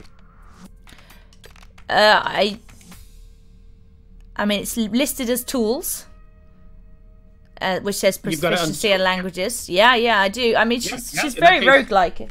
Yeah, so dex and proficiency, and roll a d20 and add those. Okay. Yeah. You can see it's a very strong door. You haven't really picked many locks like this. It's very powerful. Yeah, that's not gonna. I rolled a 4. 4, 5, 6 for dex. Where does it say proficiency? Oh, proficiency is another 4. So 8, 9, 10. 10. No. That would have allowed you to pick open a base lock. This one here, a base level lock. This one here, this is high security lock. Yeah, DC could be up to twice that. I need to practice this. I don't practice this enough. I haven't done it for so long. Okay. Yeah, but you know you're close. Yeah, you know you're definitely close. I'm also regretting not throwing my scarf over the side so people could be climbing up. Dope. That ladder. Forgetting that ladder. Yeah, your magic scarf. Yeah, it's times like this where that little gift of scarf that can turn into a ladder or a plank or a rope. Things like this, it's really useful because you just pull it off, throw it, and it turns into a ladder. It's quite cool. Okay, so that is your turn, and now it's. We were just wondering if now's a good time to maybe go on a quick break, and then we can come back and continue, just because it's the end of the. If it's the end of the initiative. Initiative order it is, yeah. If that works for you. The new Casme that came in, their turn was climbing out of the bodies of the creatures that summoned them. So we will take a break, everybody, and we'll see you on the other side. Okay.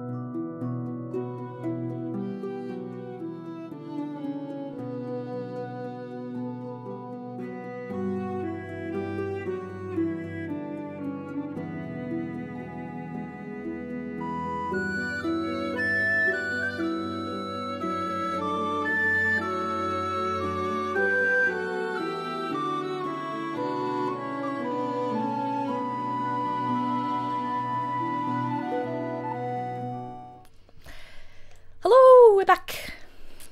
And welcome back, everybody. So, when we left off, we had just seen that the Kazame had created more of their kind.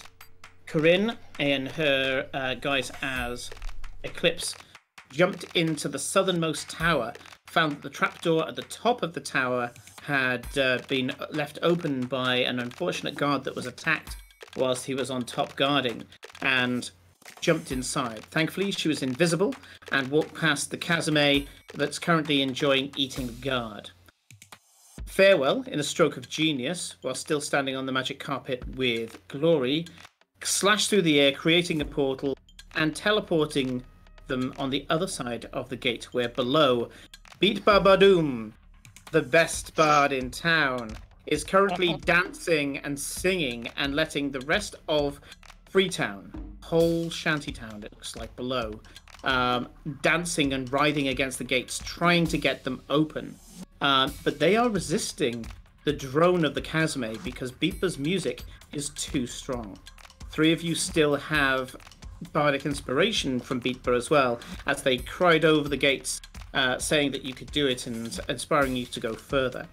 Cora has managed to get further inside the northern tower, getting to the bottom floor, and currently on the other side of a very heavy door with a very intricate lock. Glory has done what she does best, rained down huge amounts of death below in the form of her patented acid ball, and nearly killing the Kazame. The Kazame had to use their bug-out tactic, pun intended, and they summoned more of their kind.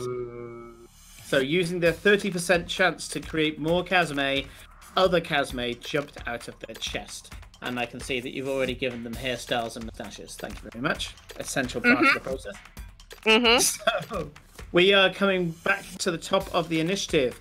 Eclipse of the Moon. You're in a room invisible and unseen and undetected by a Kazame that's currently gorging itself on a guard. So, what would you like to do?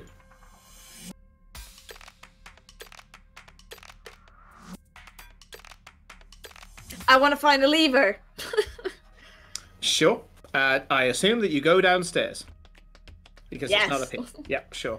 You go downstairs and the layout is the same but symmetrical to the the one that Cora found, and that is that it has a front office where they can quiz people coming into the city, and then there's a very narrow corridor going to a back room that has a very heavy door and a very intricate lock. You are aware of this. The second you see the lock, you go, oh, God, it's one of them.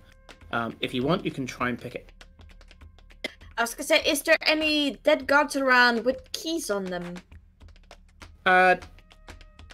Quick investigation check. I'll do this as a free action. Thank you.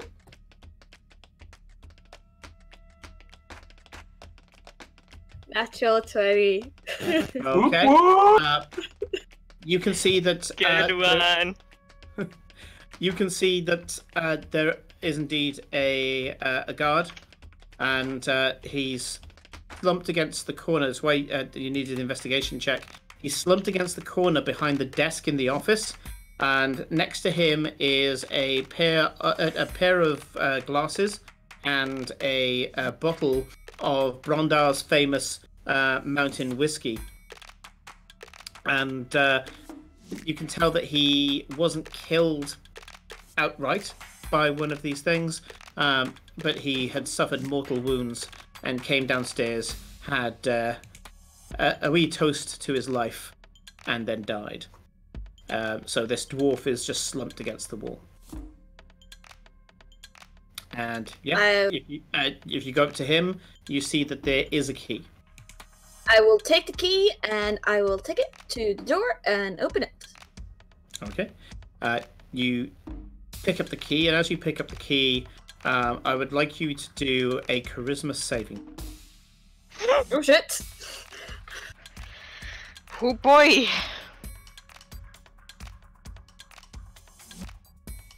What are you? Need to remember, I have a inspiration die if I do that. Yep. Yeah. It's not the worst, but I think I'm gonna use my inspiration die for safety. Sure. Go for it.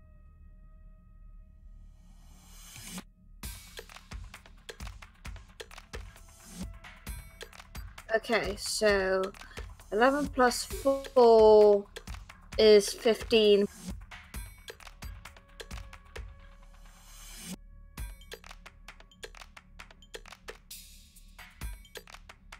Plus 3 is 18. Okay, yep, you pass.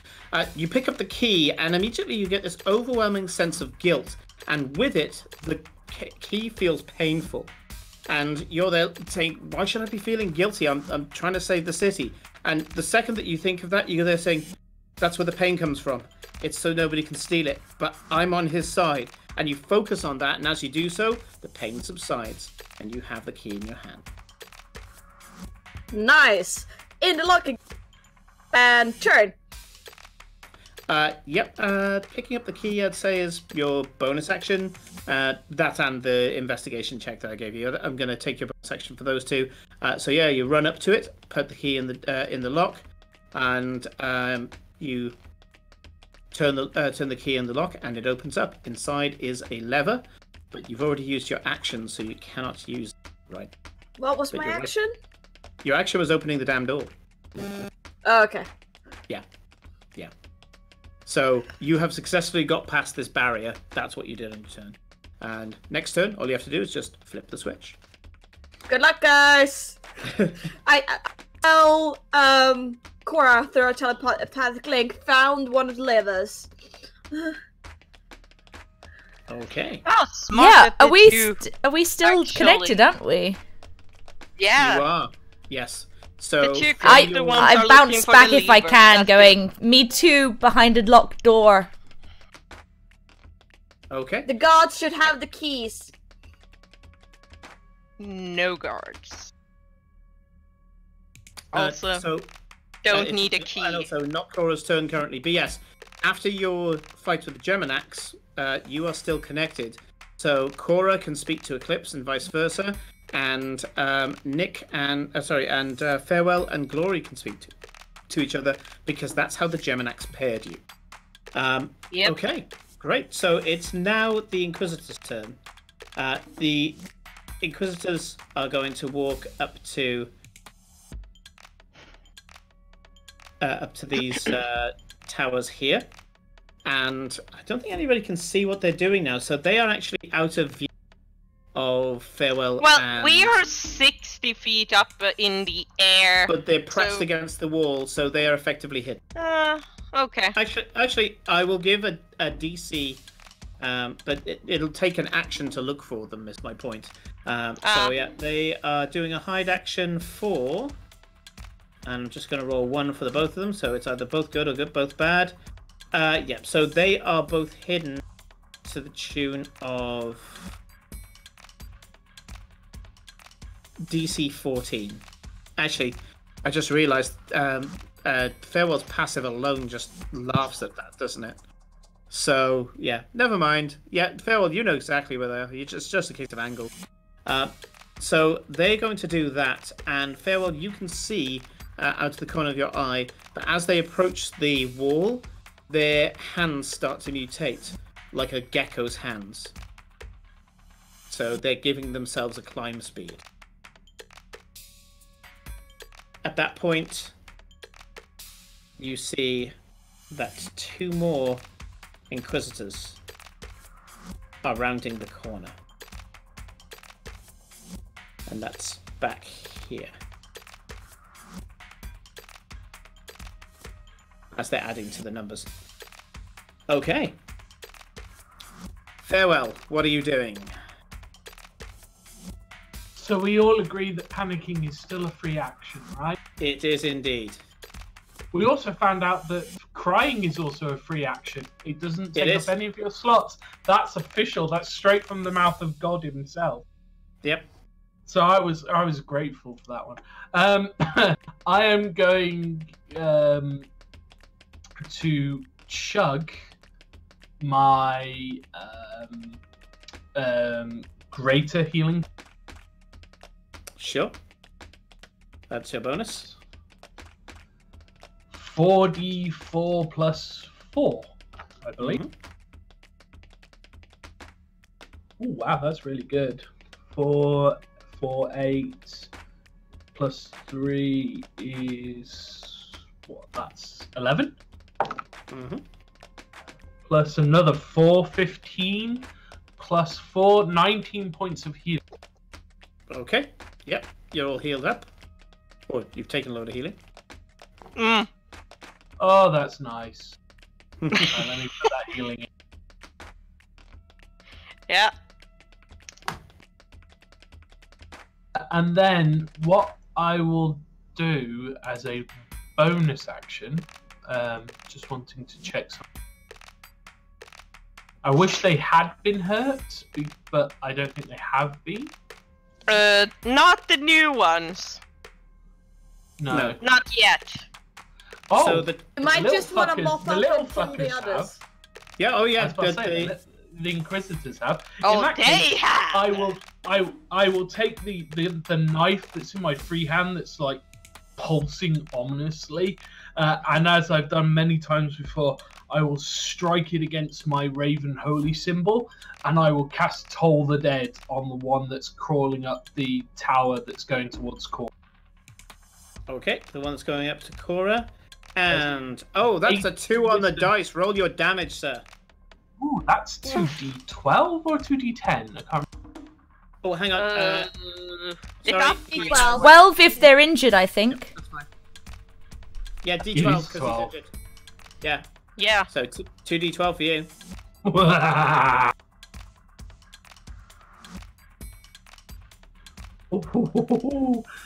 19 points of necrotic damage. Oof. Nice. Okay, so yeah. You hit. You add. Sorry, I assume you added your. No. Well remembered, and that's another 5, so that's 24 points of necrotic damage. Oh, Grave Cleric. Grave Cleric. Yeah, you strike it against there, and you can see this Inquisitor that's starting to pad its way up the wall suddenly just hisses, reels its head back, and you can see all these blackened veins are just creeping through the skin, and you can hear the hiss as it exclaims, "The key!" No, of course you're gonna scream about the key. God, I wish you would stop doing that, and that's my... Okay. Oh Felicia, dear, what am I gonna do?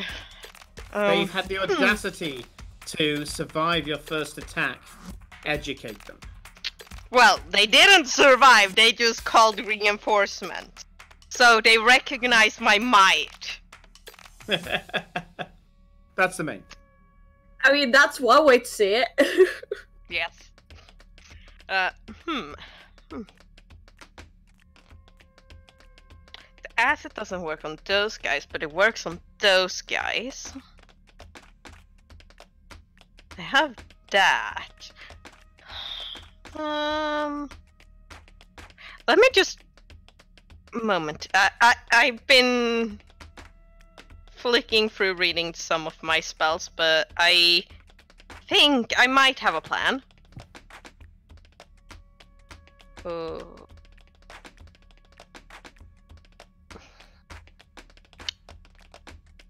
And those guys are still over there. That's a little bit annoying. They're quite a bit apart. That's 30 feet. Oh, that's a mean one. And you say they're pressed against the wall? That's correct. You're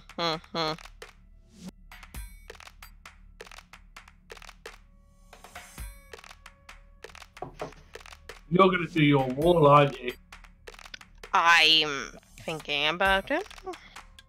Oh, I love this wall. But it doesn't hit those two.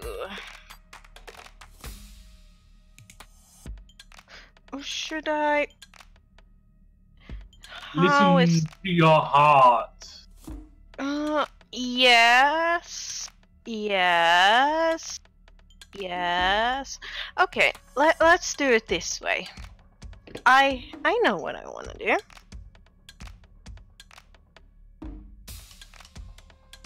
She's quite literally gonna blow through her spell slots and make me give up that potion. I'm telling you now.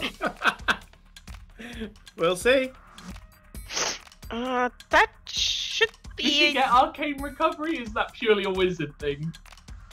She can use her sorcery points to get spell slots back. Yes. Okay. Besides, I only have one 4th level spell, and it is this. Okay. So you watch as a gushing spray, like a ring-shaped fountain of this acrid-smelling liquid, just erupts around, and it just comes from thin air. It doesn't erupt from the ground or anything like that. Just with a gesture of Glory's hand, that circle that she's just placed on the map is now kind of a living waterfall of acid. And so what saves am I doing? Let's see here. The wall is 60 feet. Wait, 20 feet high. No, wait. Ring wall, 20 feet in diameter and 20 feet high and 1 foot thick. It's opaque in case they have any vision thingies. And you will do a Constitution saving throw.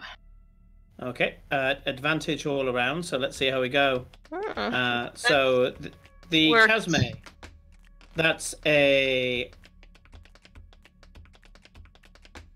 20 for the first one, and a 19 for the second, and a 15 for the third, and a 16 for the fourth. So 2 failures, 2 successes, and then the two Inquisitors. Let's see what we've got for that. That's again they've got advantage. So 15 fails and a 21 passes. Yeah, so 1 pass, passes. 1 fail. Roll me the damage, please. Yes.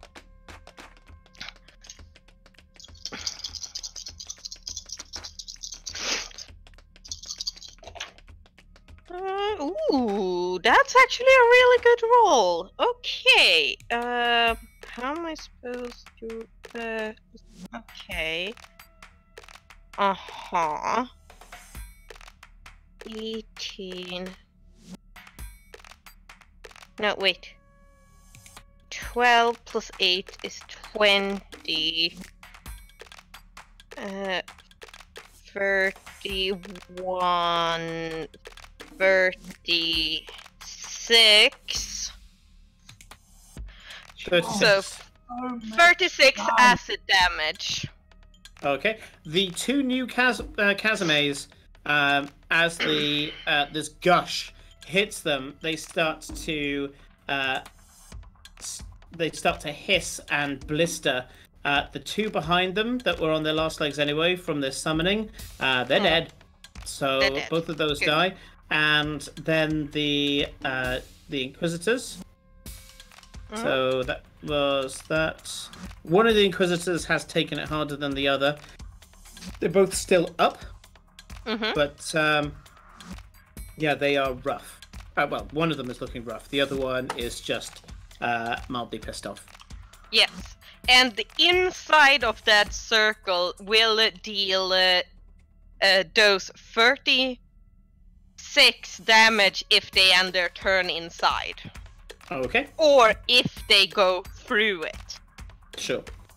Okay. For reference, so people remember. Yes. Good to know. Okay. Anything else? No. Okay. Kate, what are you doing? You are in front of the door. You know that you have little chance to get through the lock. I have a question. The Cloak of Shimmering doesn't say in my... where I've written it, doesn't say whether it's an action or a bonus action or anything. What is it? It's a bonus action. It's a bonus action. Yep. So if you want to add that to it, it's a bonus action to turn yourself to use intangible. Yeah. Okay. Knowing that, then I'm not going to waste an action trying to pick the lock. I'm going to be like, I practiced that another time, and I'm going to bamf straight through the door. Sure. So you use the second charge of your cloak to turn incorporeal. Yeah. And you step through the door, and on the other side is this big lever. And I'm like, I hope this isn't a strong lever, and I'm gonna try and use it. Okay. So you grab hold of the lever. It's one of these levers where you have to grab Oh man, you gotta be strong. It's got the trigger. It's one of those things where you can press the trigger and it allows the first, so it doesn't just accidentally go down. And so you grip the trigger and you pull. And I'd like a strength check, please. Oh god. It's DC 10, so you know. Come on. You have a chance. I don't like this new dice anymore. I rolled a 3. My strength is 0. Yep. So I'm gonna say I didn't squeeze it properly. I'll be like, no, I used that already. I rolled a 1 on it. I'm like, I've got this mental image of like Cora hanging on to it, just hanging, the legs going, and her little leg like waving in the air. Is there any chance for Awen to do a strength check to help Cora? You know what? I will allow this with Awen's. What she got? Like a -3 or something? Where is she? Awen takes the help action as written in the player's guide. That does give you advantage in theory. Whatever the DM decides. She's a tiny creature. Awen's strength is a -4. -4. Okay, so her strength is 3. I'm going to give you a chance. Roll her a strength check with disadvantage. Okay, which dice to use? Please roll a 4. Please roll a 4. Okay, with disadvantage, 2 dice here. Not quite a 4, I rolled a 13 and a 5. So she adds 1 to my 4, or whatever it was. She's angrily jumping on top of the lever, but to no effect. I don't have enough time to do anything else, otherwise I'm gonna grab a line out of my bag if I'm lucky. Right, okay, god damn it, I'm gonna message I'm gonna like just telepathically talk to Eclipse and be like, I'm too weak to pull the lever. Damn it! I guess that's all I can. Oh wait, is that all I can do? No, because I'm in a locked room now. I'm in a locked room, so you've done bonus action, move, and an action to try and move the lever. So you're done. Yeah. I'm just. No, yeah. There's just movement left. That's not gonna help me much. Okay, I will have a think about what I might have in my toolkit, but I'm not sure I've got much to make me stronger. Okay. All right. Okay. God damn it. I love that we have just left the Glory strongest character. Well, Glory and Farewell outside waffling around with levers. That's one of the things. It's an encounter that splits the party. So the two remaining Casamay, well, there's actually three, but the two that you can see leap up into the air, up out of the acid wall, and they fly towards Farewell, and they fly up towards Glory. Do they pass the wall? They fly directly up and out of the wall, and then they fly across. So sadness. Yeah, sorry, they do that, and they're going to try a proboscis attack on each of you. So the first one is. Do they have a multi-attack? No, they just have one attack. So these big mosquito-like creatures are going to come in and they're going to try to stab into you for one of their attacks. So first of all, that's a dirty 20 to hit you, Farewell. Yep, okay. In that case, can you take 20 piercing damage, 23 necrotic damage, and your maximum hit points go down by 23. I'm sorry, could you just repeat that again for me? That was 20 piercing, 20 piercing, necrotic, 23 necrotic, and 23 necrotic, and my hit points are permanently reduced by 23. Yeah, as far as you're aware. Not so so your current hit points don't go down because your maximum's gone down. It's just that the 23 necrotic damage you got from the Casamay also reduces your maximum by that amount. So when you heal, you can't heal that, basically, I guess, right? Yes. Shit. I've just realised I have a crowbar in my bag. It's meant to help me with the strength checks. I'm just going to throw this out now for the person that stood next to me. I look really fucking hurt. Like, that really, really, really hurts. Yes. Well. Okay. How much damage was it in total, Simon? It was 43 damage, and his maximum hit points gone down. Question. By 43.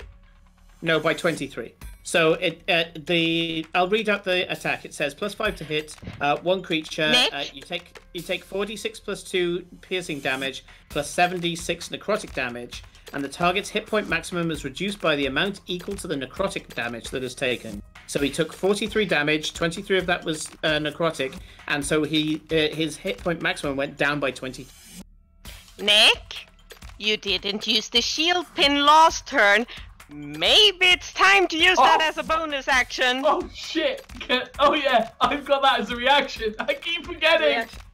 It's too late now. Would you like to use your at least one of us remember the item. Yes, I would like to use the single use of my brooch. Then ignore everything I just said, and as the proboscis comes in to stab at one of your vulnerable points, you kind of let out a little shriek, and your brooch suddenly flares up, and the proboscis hits just an invisible shield as it comes up to where your aura would start, from what you can tell, and it just glances off. Don't take any of the damage, don't reduce your maximum hit points. So, the I second bought Casimir you that pin for a reason, you know. Thank you. Thank you. I'm glad you remembered it, because I didn't. No shit. Now there's an attack on Glory. So... Yes. That's a 22 to hit. I'm assuming... Please tell me you've got shield. No. And also her AC is like 13. I thought we got 14, thank you very much. And I'm a glass cannon. Okay, so Glory, take 21 points of piercing, 27 points of necrotic. So you're taking a total of 48 damage, and your total, your maximum hit points get lowered by 27. 47, you said? Mm-hmm. Okay. Yeah. So, sorry, no, 48 total, and your maximum hit points go down by 27. Okay. Right. So, Hellish Rebuke. Absolutely. What am I rolling? Oof. I'm rolling a save, aren't I? Dex. Dex save. Dex save for these guys is... Give me a moment. Hellish Rebuke. Oh, you point a finger at the creature to damage you, and there's surrounded by hellish flames. Yes, Dex save. So they got an 18 on the Dex save. My spell DC is 18, so how does that work?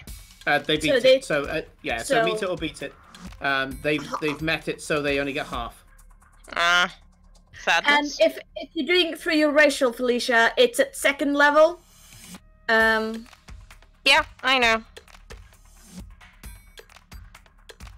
So if it was, if it had been a, if it had been first level, it would only have been 1d10, but now it's 2d10 since it's 2nd. So yeah, he gets 1d10 damage, and that is 8. Okay. Something. Yeah, so the second Casimir takes 8 points of damage, and yeah, he you can tell these things are resistant to quite a lot of magical effects. So that's those guys done. So Kate's done, and the 2 Casimir are done, and those guys. So yeah, thanks to Glory's wall. Is your wall a concentration spell? Felicia. Oh, fire. Yes, it's concentration. I need to roll something, don't I? Yes, you need to pass a DC 23 concentration check, or the wall goes down. Concentration is. It's a Constitution saving throw. Oh, okay. Yeah, that works. So 17 you're plus 6. 17 plus 6, yeah? Yeah. That's 23 on the nose. So, yeah. Yeah. You keep the wall up. It hurts. It hurts like hell, but you keep the wall up. Yeah.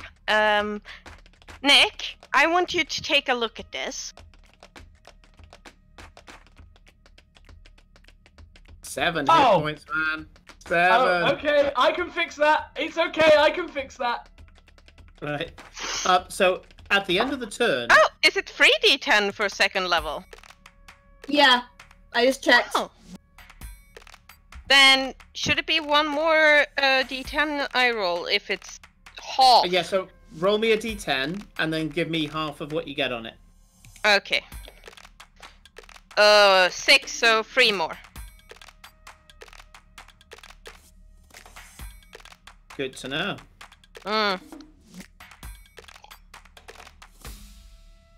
Right. So at the end of your turn, there you go. Go in. At the end of your turn, just after the Casimir, from the north, some figures that Felicia had seen before run forward. One of them is Merrick Briarstone. and he runs in and he sees the wall of acid, and he sees you up in the air, and he goes, "Well, they seem to have the fight under control. I doubt that we'll be able to get past here, I'm afraid, gentlemen." And the two rough-looking gents that were with him before run up as far as, but not into, the acid wall, and you can see as they simultaneously peel back their lips in a bestial snarl. They seem to be annoyed at something, and Merrick takes a look at you up there and watches, and he comes in just in time to see the Casme putting its proboscis straight in, kind of skewering you, Glory. And Merrick looks up at you and goes, "Yes, well, we can do something about that." Reaches into his coat, pulls out an athame, and just runs it straight into his clothing. You can see him go,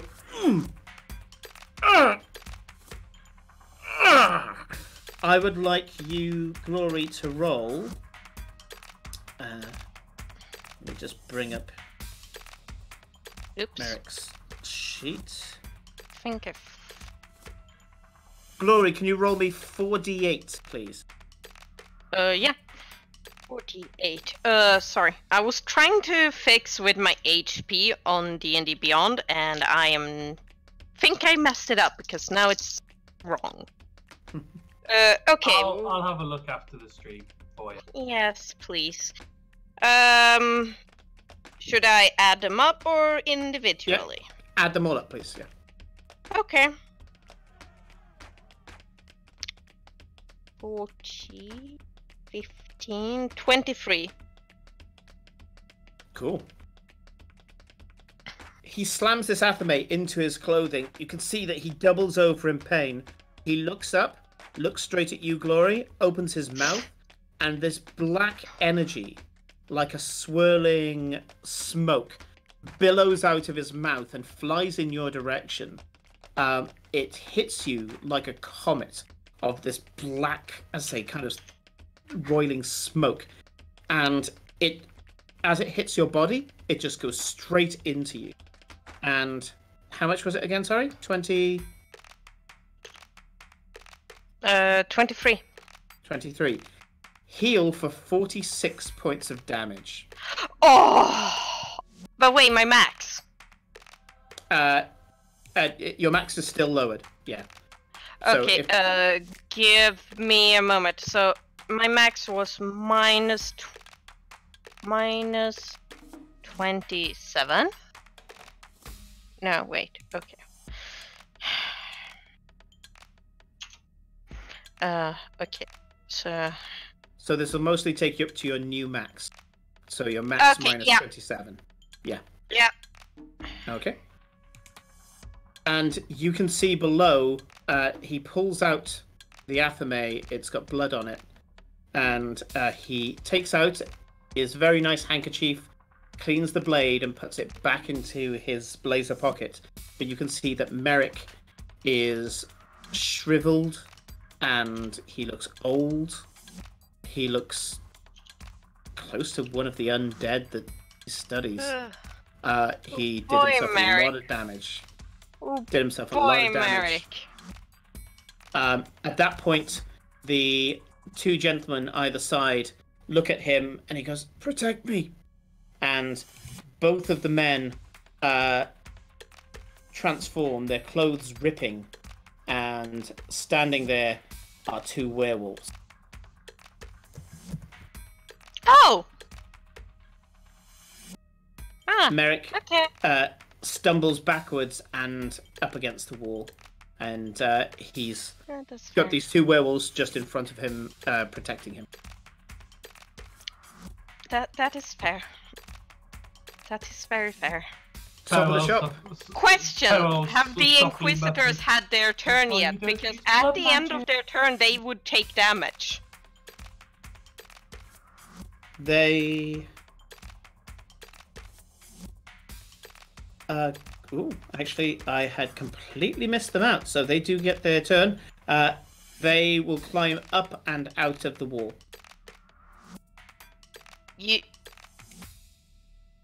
But the wall is just... It's 20 foot high? Yes, but it's basically around where they were standing, so it's on the wall, basically. Yeah, it's on the wall, but on their turn they would have climbed the wall, and that would have been the whole action, unfortunately. But yeah, they've climbed the wall out of the acid wall. But you have put a huge barrier in the way, and the Inquisitors that are on the back of this are just stood there looking at the wall. Yeah, but if they're climbing on the wall and the acid wall is basically on the wall, wouldn't they basically be inside the wall when they're climbing? That's what I'm trying to get at. Oh, so they'll have to move through the wall to get to it? Yes. Yeah, I'll allow that, actually. So yes, you're right. They would have, in order to climb the wall, they would have had to have gone through it, and then they would have been out of it, wouldn't they? So, yeah, roll me the damage for the wall. Nice.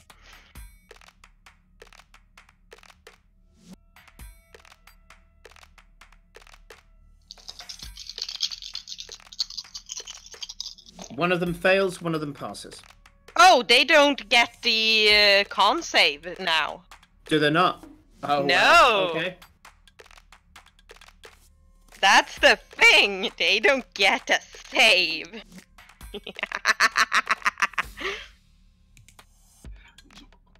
I don't know if we should be worried as a collective group when she giggles that much when she hurts something. That evil laugh is quite a thing. It's a real sort of like, you can tell that she's a lawful evil tiefling. Yeah, I am actually lawful neutral. I am just lawful to my people's rules, not the rest of the world. By the way, Simon, did you skip me? Oh no, you didn't. You're first. You're next. Yeah, you're next. Yeah, I didn't move the I didn't move the Inquisitors last time, so I had to double back. Yeah, they've just moved out of the wall, but then we're coming back to you, and then the Inquisitors go again. So 37 points of damage each for walking through my wall. 37. One of them has come out a mangled mess.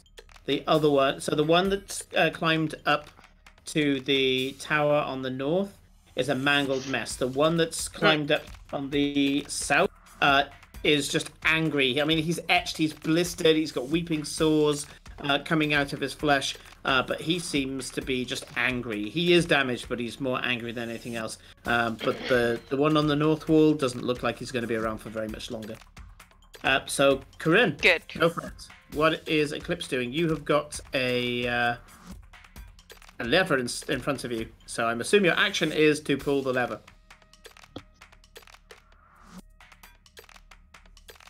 And you're muted again, by the way. Is there any way for me to brace myself or something to give myself an advantage with this lever? Because it's just pulling a lever. Yeah, if you use your bonus action, you can effectively brace yourself. Nice. So will that give me advantage on the roll? Advantage on the roll, yeah. Yeah. Nice.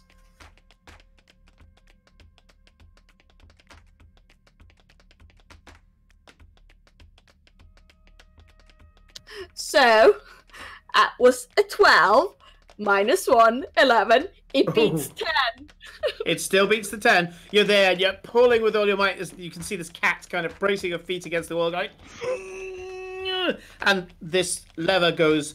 it gets about halfway, and then it completely gives, and it goes ka-chunk. And as it goes ka-chunk, you aren't ready for the fact that it yields halfway through, and you just end up on your ass on. You're currently prone. And I assume your movement... Yeah. And yet you... I assume you use your movement to get up, so you're now unprone. Okay, so yeah, congratulations. You can feel that there is a vibration going through the wall, but it seems to be held against something. You can't hear the doors opening, you can't hear the gates opening, but it's doing something. I will telepathically think first lever done to Cora, and I will use my movement to essentially invisibly start getting up. Yeah, go up from prone. Cool. So the first Inquisitor, the one to the north, as I say, he's quite beat up, and he's going to. He's looking between Farewell on the Carpet and Merrick. Okay, I'm going to give this odds evens. Nick, roll me a d6. You know. Oh, he's frozen, but we're a bit robotic. I don't know what. Your camera's frozen. Oh. No, you're back. You're back. Oh, you're back. Now, push to talk, and we can. 4. A 4. Okay.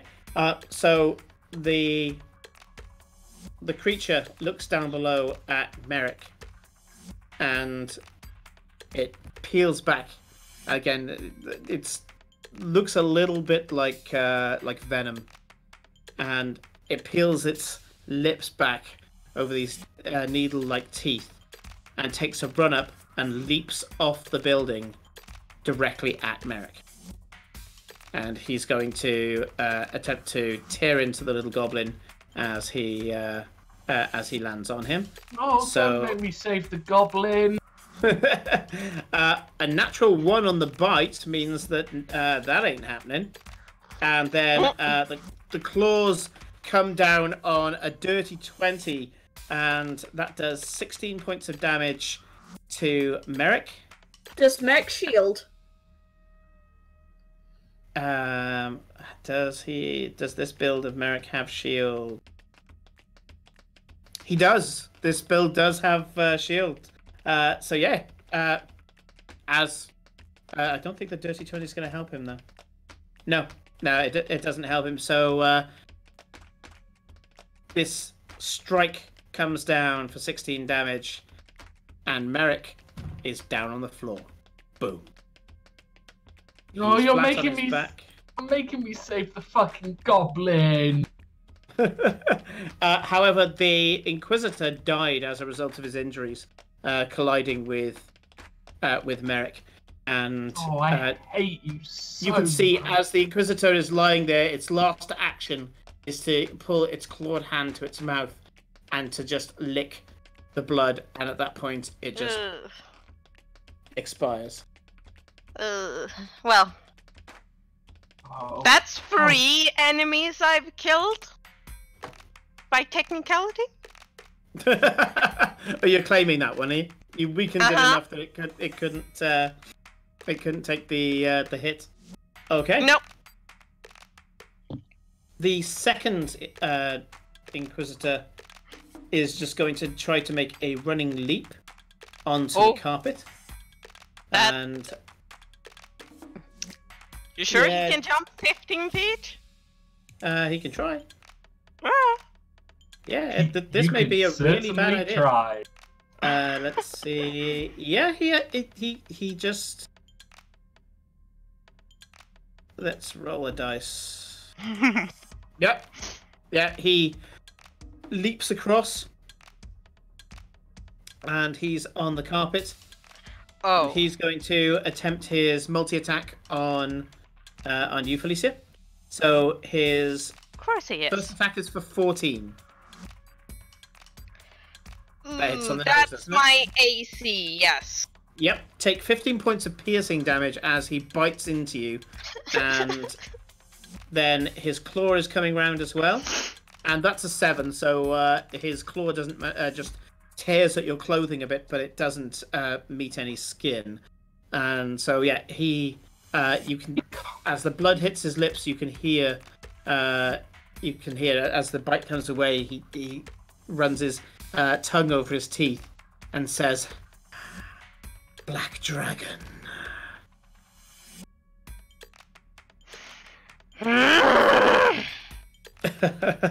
You've avoided the Inquisitors getting information on you so far, haven't you? Yes. Yep, this is the first time they've got any dirt on you. Okay.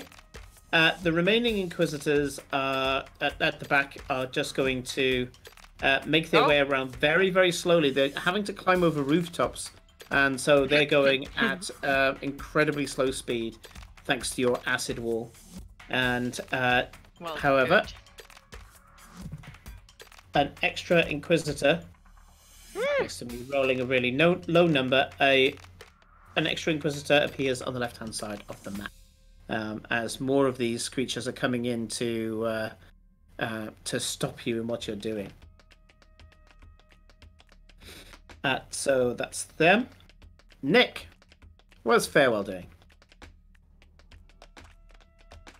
Okay, so panicking, still free action, which we all love, so we panic a little bit more.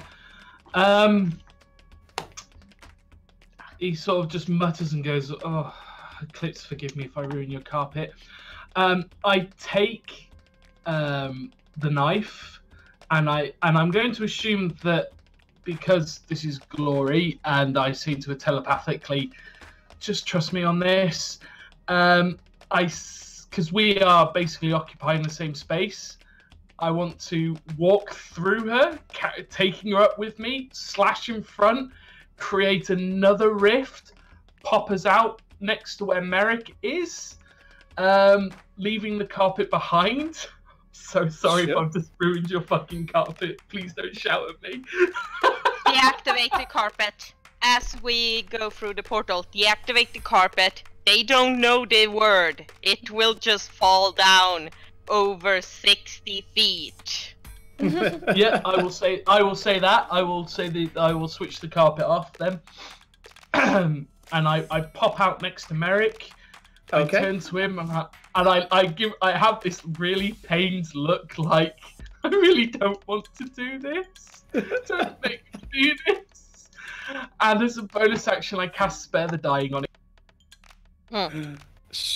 Yeah, okay. Yeah, Spare the Dying, he is stabilized.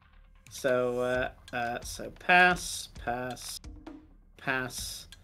and he's good. Well, he's automatically stabilizing, so he never has to make his death saving throws at all. He's stabilized. Yeah, he's at 1 hit point, but he doesn't wake up yet. And so he stabilizes, and you used a necromancy spell for him as well. That's lovely. I know that. He's so proud if he knew what you were doing. Yeah, by the way, that grey guy has got a big fall ahead of him. He does indeed. So the carpet falls down into the crowd below, and as it does so does the Inquisitor. And I'm not going to do the rolls or anything like that, but it falls into a very angry mob of people. And he's gone. He is gone. He gets stomped to death. He actually gets trampled to death by the dancing throng. Wow. Okay. That was that guy. I can't do that again, by the way. I've got 1 charge left on this knife. So I've just blown almost the majority of my charges. Right. Damn it, Simon, you're making me use everything in my playbook. Oh, have I made an encounter that started using up your ability? Good. Right, so that's you, Nick. And Felicia, you're on the ground, and right in front of you is a snarling werewolf that's kind of snarling and biting in the direction of your acid wall, but not actually entering it. And you can see from this distance, you can still see the 2 Kazame that are up in the air. So the 2 that were near your carpet.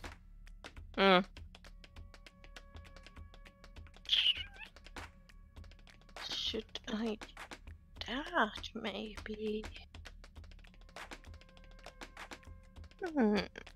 Kill that.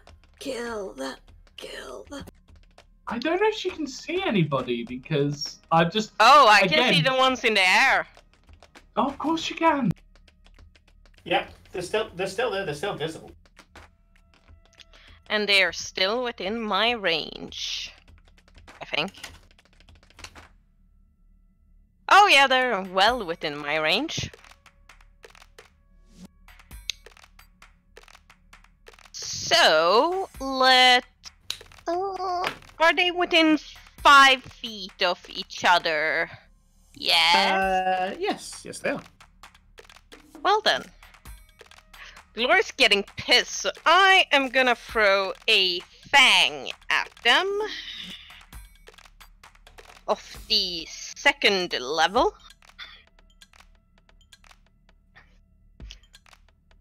I will hit that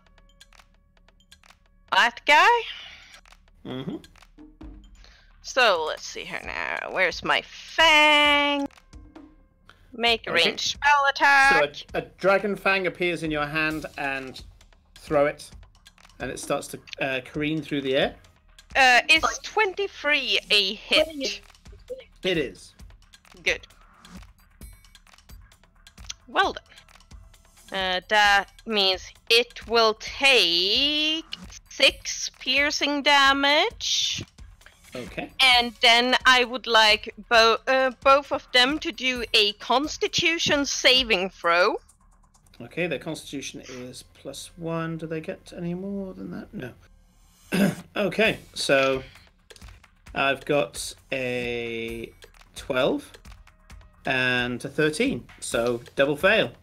Roll for damage.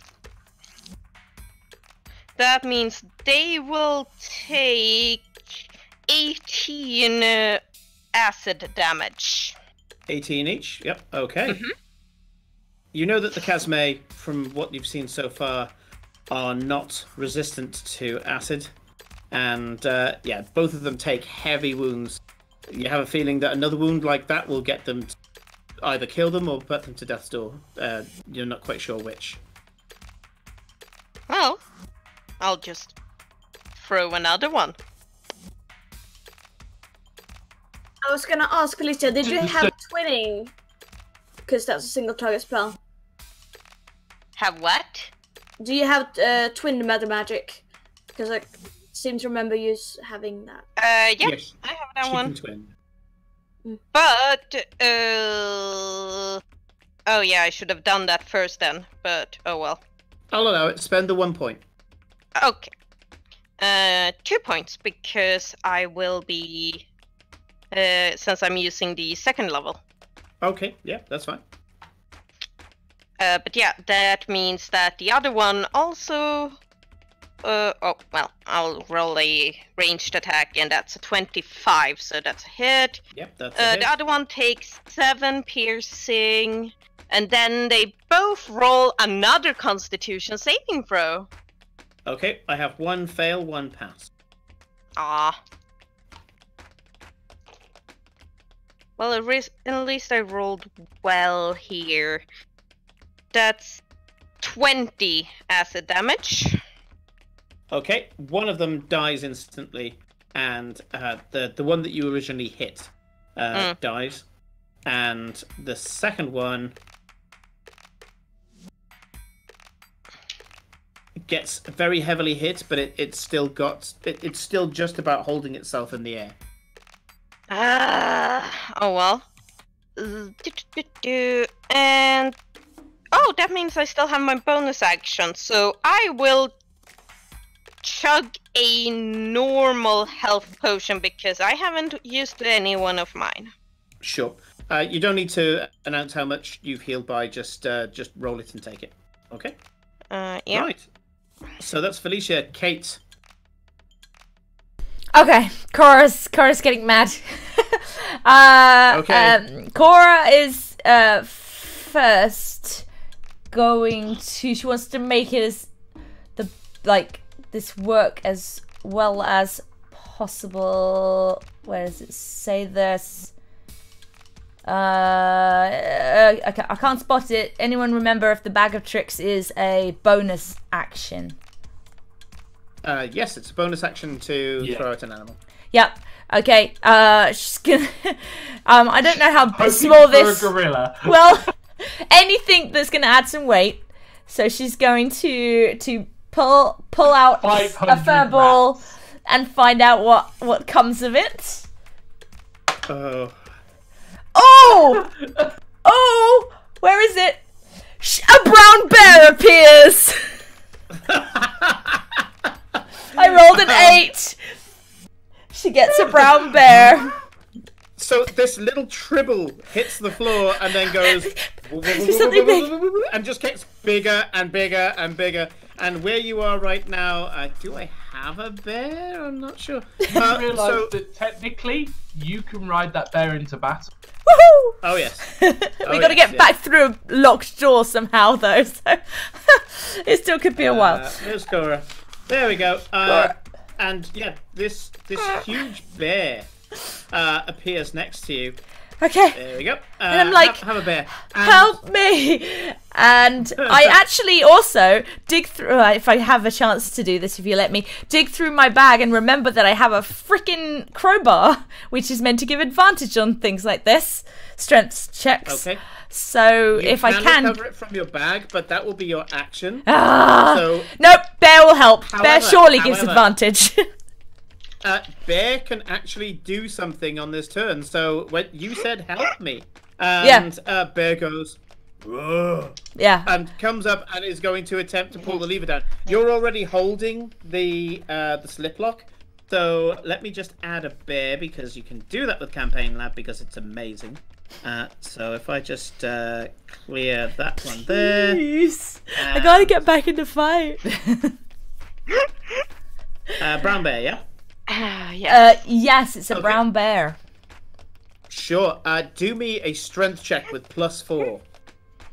Oh no, it's not advantage. Oh god, which one to roll? Come on, roll good. Roll the good one. Okay, I rolled a 15 +4 is 19. Oh yeah, easy. You're hanging off this thing. The bear goes up and goes, ugh, and just pushes the thing down. You feel this vibration, and you can hear this clunk, clunk, clunk, clunk, clunk, clunk, clunk, clunk, clunk as the city doors start. And everyone runs straight into an acid wall and dies. Can I concentration as a thingy outside of my own turn? Yep. To use an obscure magic term, dropping a spell is at pant speed, so you can drop the wall, and the second that the wall goes down, there is a projectile that launches through the door as it opens up enough to fit a person. A projectile spinning comes through the air, this bright, colourful projectile, and hits the floor with a 3-point landing, and then stands up and starts to dance. Oh, yes.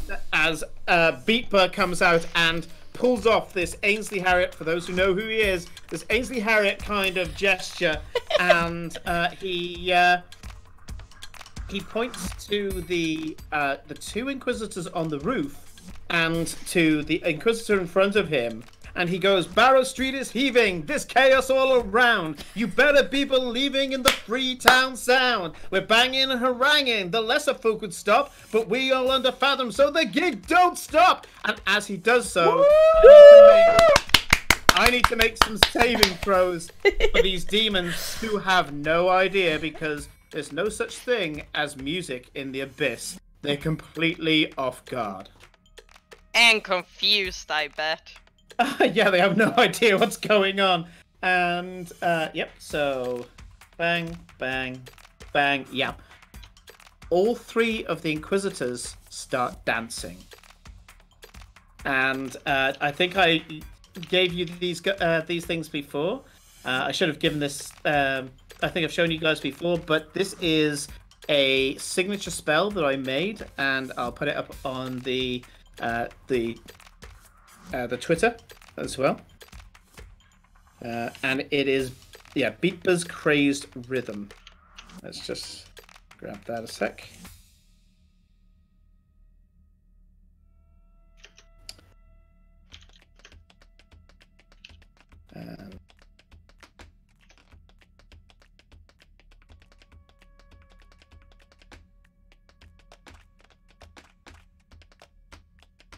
So if anybody goes to at games_neutral. I've just tweeted out Beatler's Crazed Rhythm, a spell that he's just thrown at these demons. He's not the only person to come in. Suddenly there's a ton of extra free folk that are spilling through the doors, and you notice both Farewell and Glory, because the other two are still inside the towers, that they are dancing as they do so. Some of the people come in, you watch two barbarians come in doing power slides into the city. And as they do so, one of them leaps up in the air, performs a feral leap up onto the rooftop where the two demons are going for, brings an axe out, and as he does so, he slides on his knee across the roof tiles, brings out this double-bearded axe, and takes off the Inquisitor at the knees. And the Inquisitor, still dancing with his knee stumps, falls off the rooftop. The people start to spill in, and there's a sudden release of gas near Merrick Briarstone, and you can see Farewell as this wisp of black gas goes into Merrick, and Merrick goes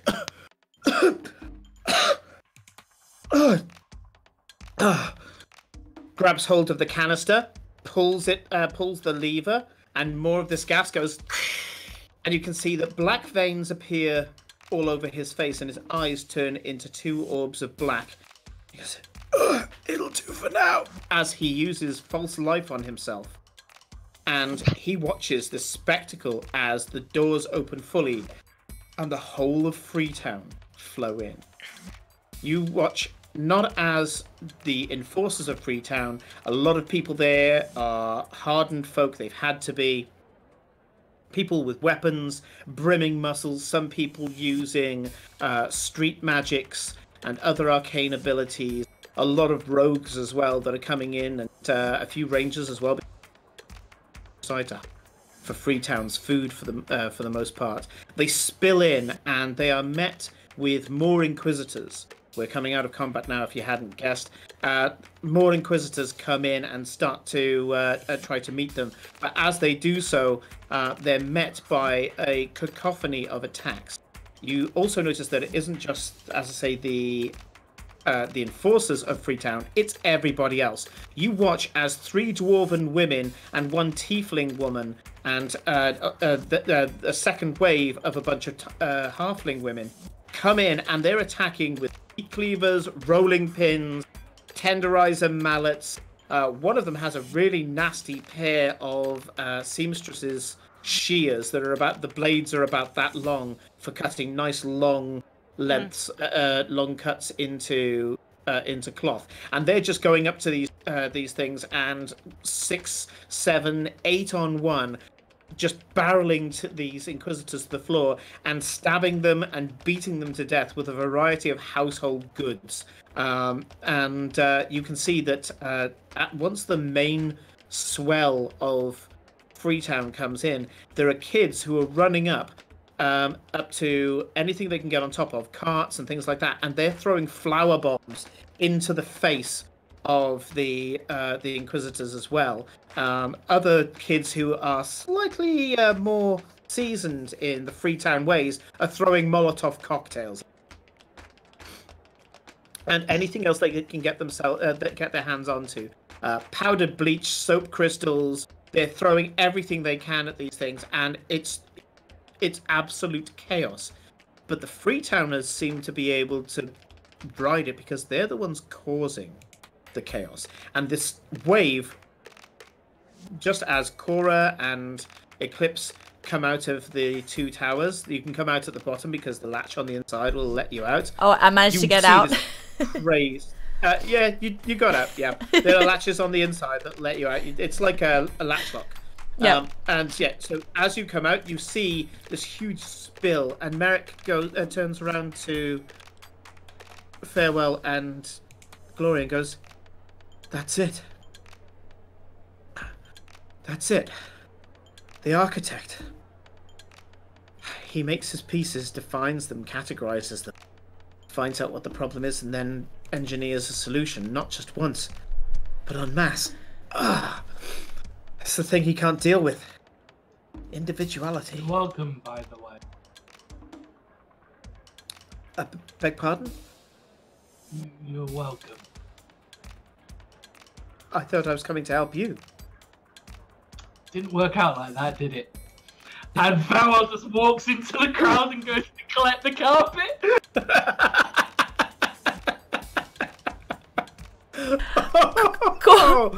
Oh, natural 20 on bitch. Burn. That's crazy. Yeah, he has no idea you stabilized him. He was in death saving throws at the time. He had no idea he was unconscious. So yeah, he just looks at you confused and then runs in to the throng as well, pulling his 2 werewolves with him. Cora comes out riding her bear. Yes, don't worry, trying to pretend like nothing was panicking inside. It was like all intentional and everyone's good. Everything went well in there. How about you? I aced it. I don't know about you, but you know, I nailed it. I'm still invisible, so I'm gonna go and get the carpet while invisible. Yep, sure. You're gonna meet Farewell there. As Farewell picks up one side of the carpet, the other side of the carpet lifts up and he goes, but I haven't said it yet. And that's you picking up the other side of the carpet. Well, I think Farewell will be like, oh, hi, Eclipse. Hello. Can I roll a perception check? Yes, you may. I had a feeling that you might want to. And yeah, so you go ahead. But I love the fact that this crazy carnivale feel of Freetown spilling into the city. And what's your contribution? Well, I have a bear. Yeah, and with all the hoo-ha, I rolled a 3. So with my perception of 3, I've got 6. So no, I can't see anything. You can't see. There's just so many people. You can you try to look in one direction and you think that you see a younger person that you might recognize, but they're covered in dye. They seem to have got these bottles of fabric dye, and they're using those as the world's most painful water balloons because they're in glass containers. And they are just dashing them onto a Casme that has landed, and they're just throwing these little, I'd say, glass dye bombs into the Casme's eyes.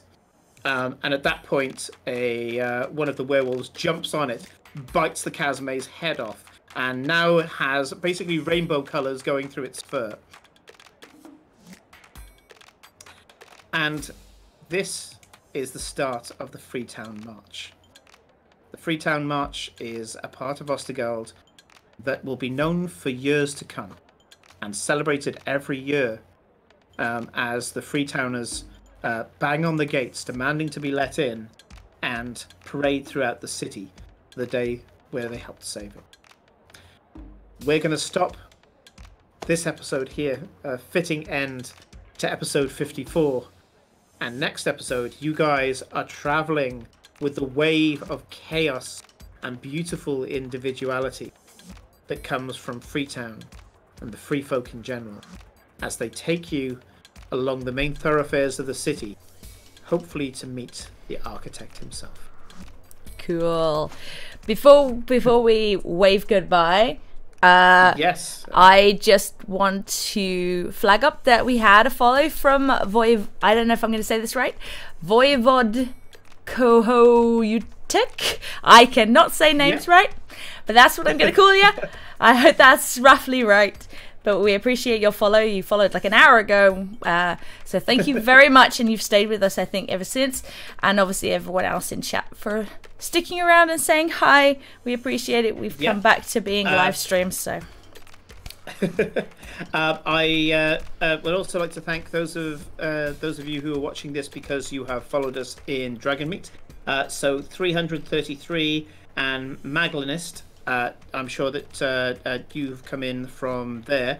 I haven't got the list on my activity feed, unfortunately, but also welcome to those of you who have joined us through the Scathing Atheist.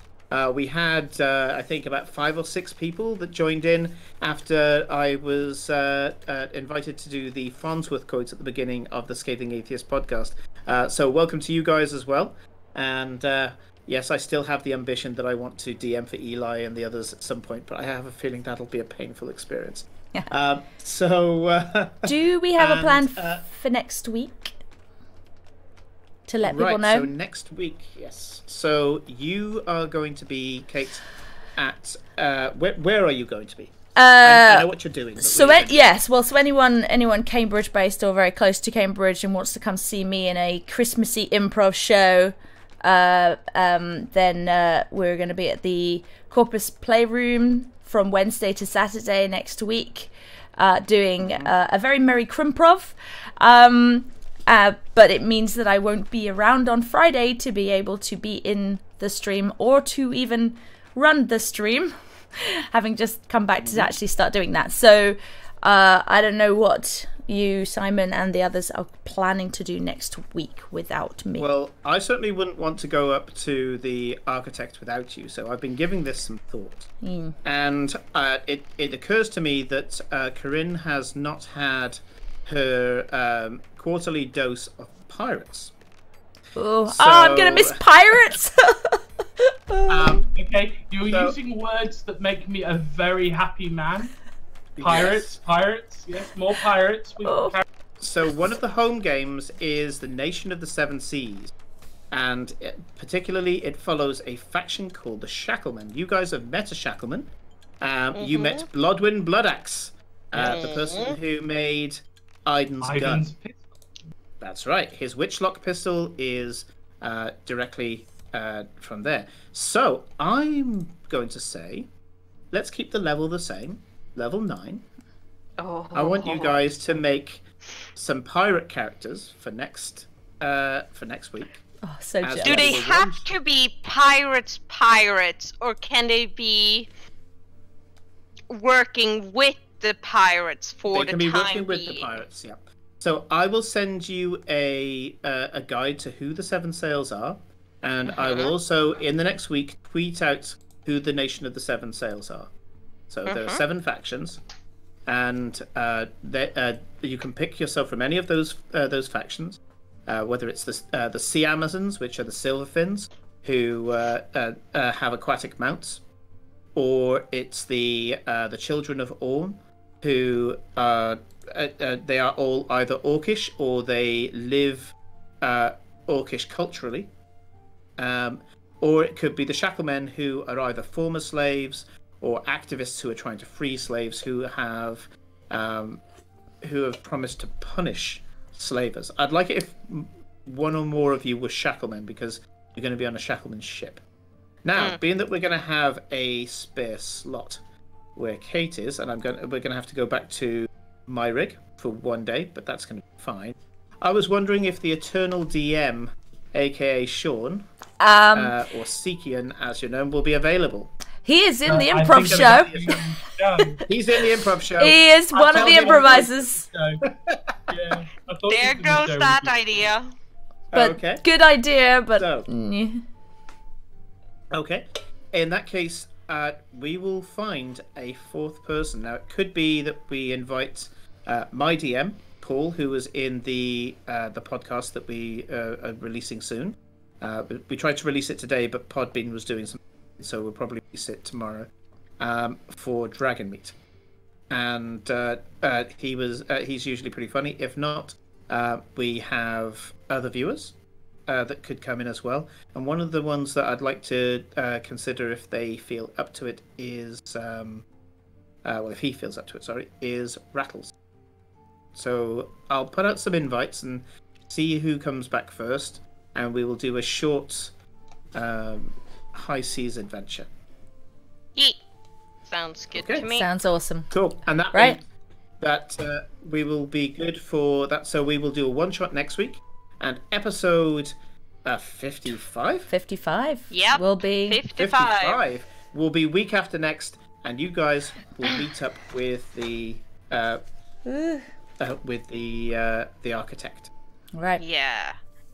Right. Cool. So to everybody in chat and everybody who's watching, if you're watching this and it's a recording, so you're watching on YouTube, just ping us a hi on @games_neutral. Tell us you've been about. See how you like the episode, and we will see you all next week. Bye. Bye-bye.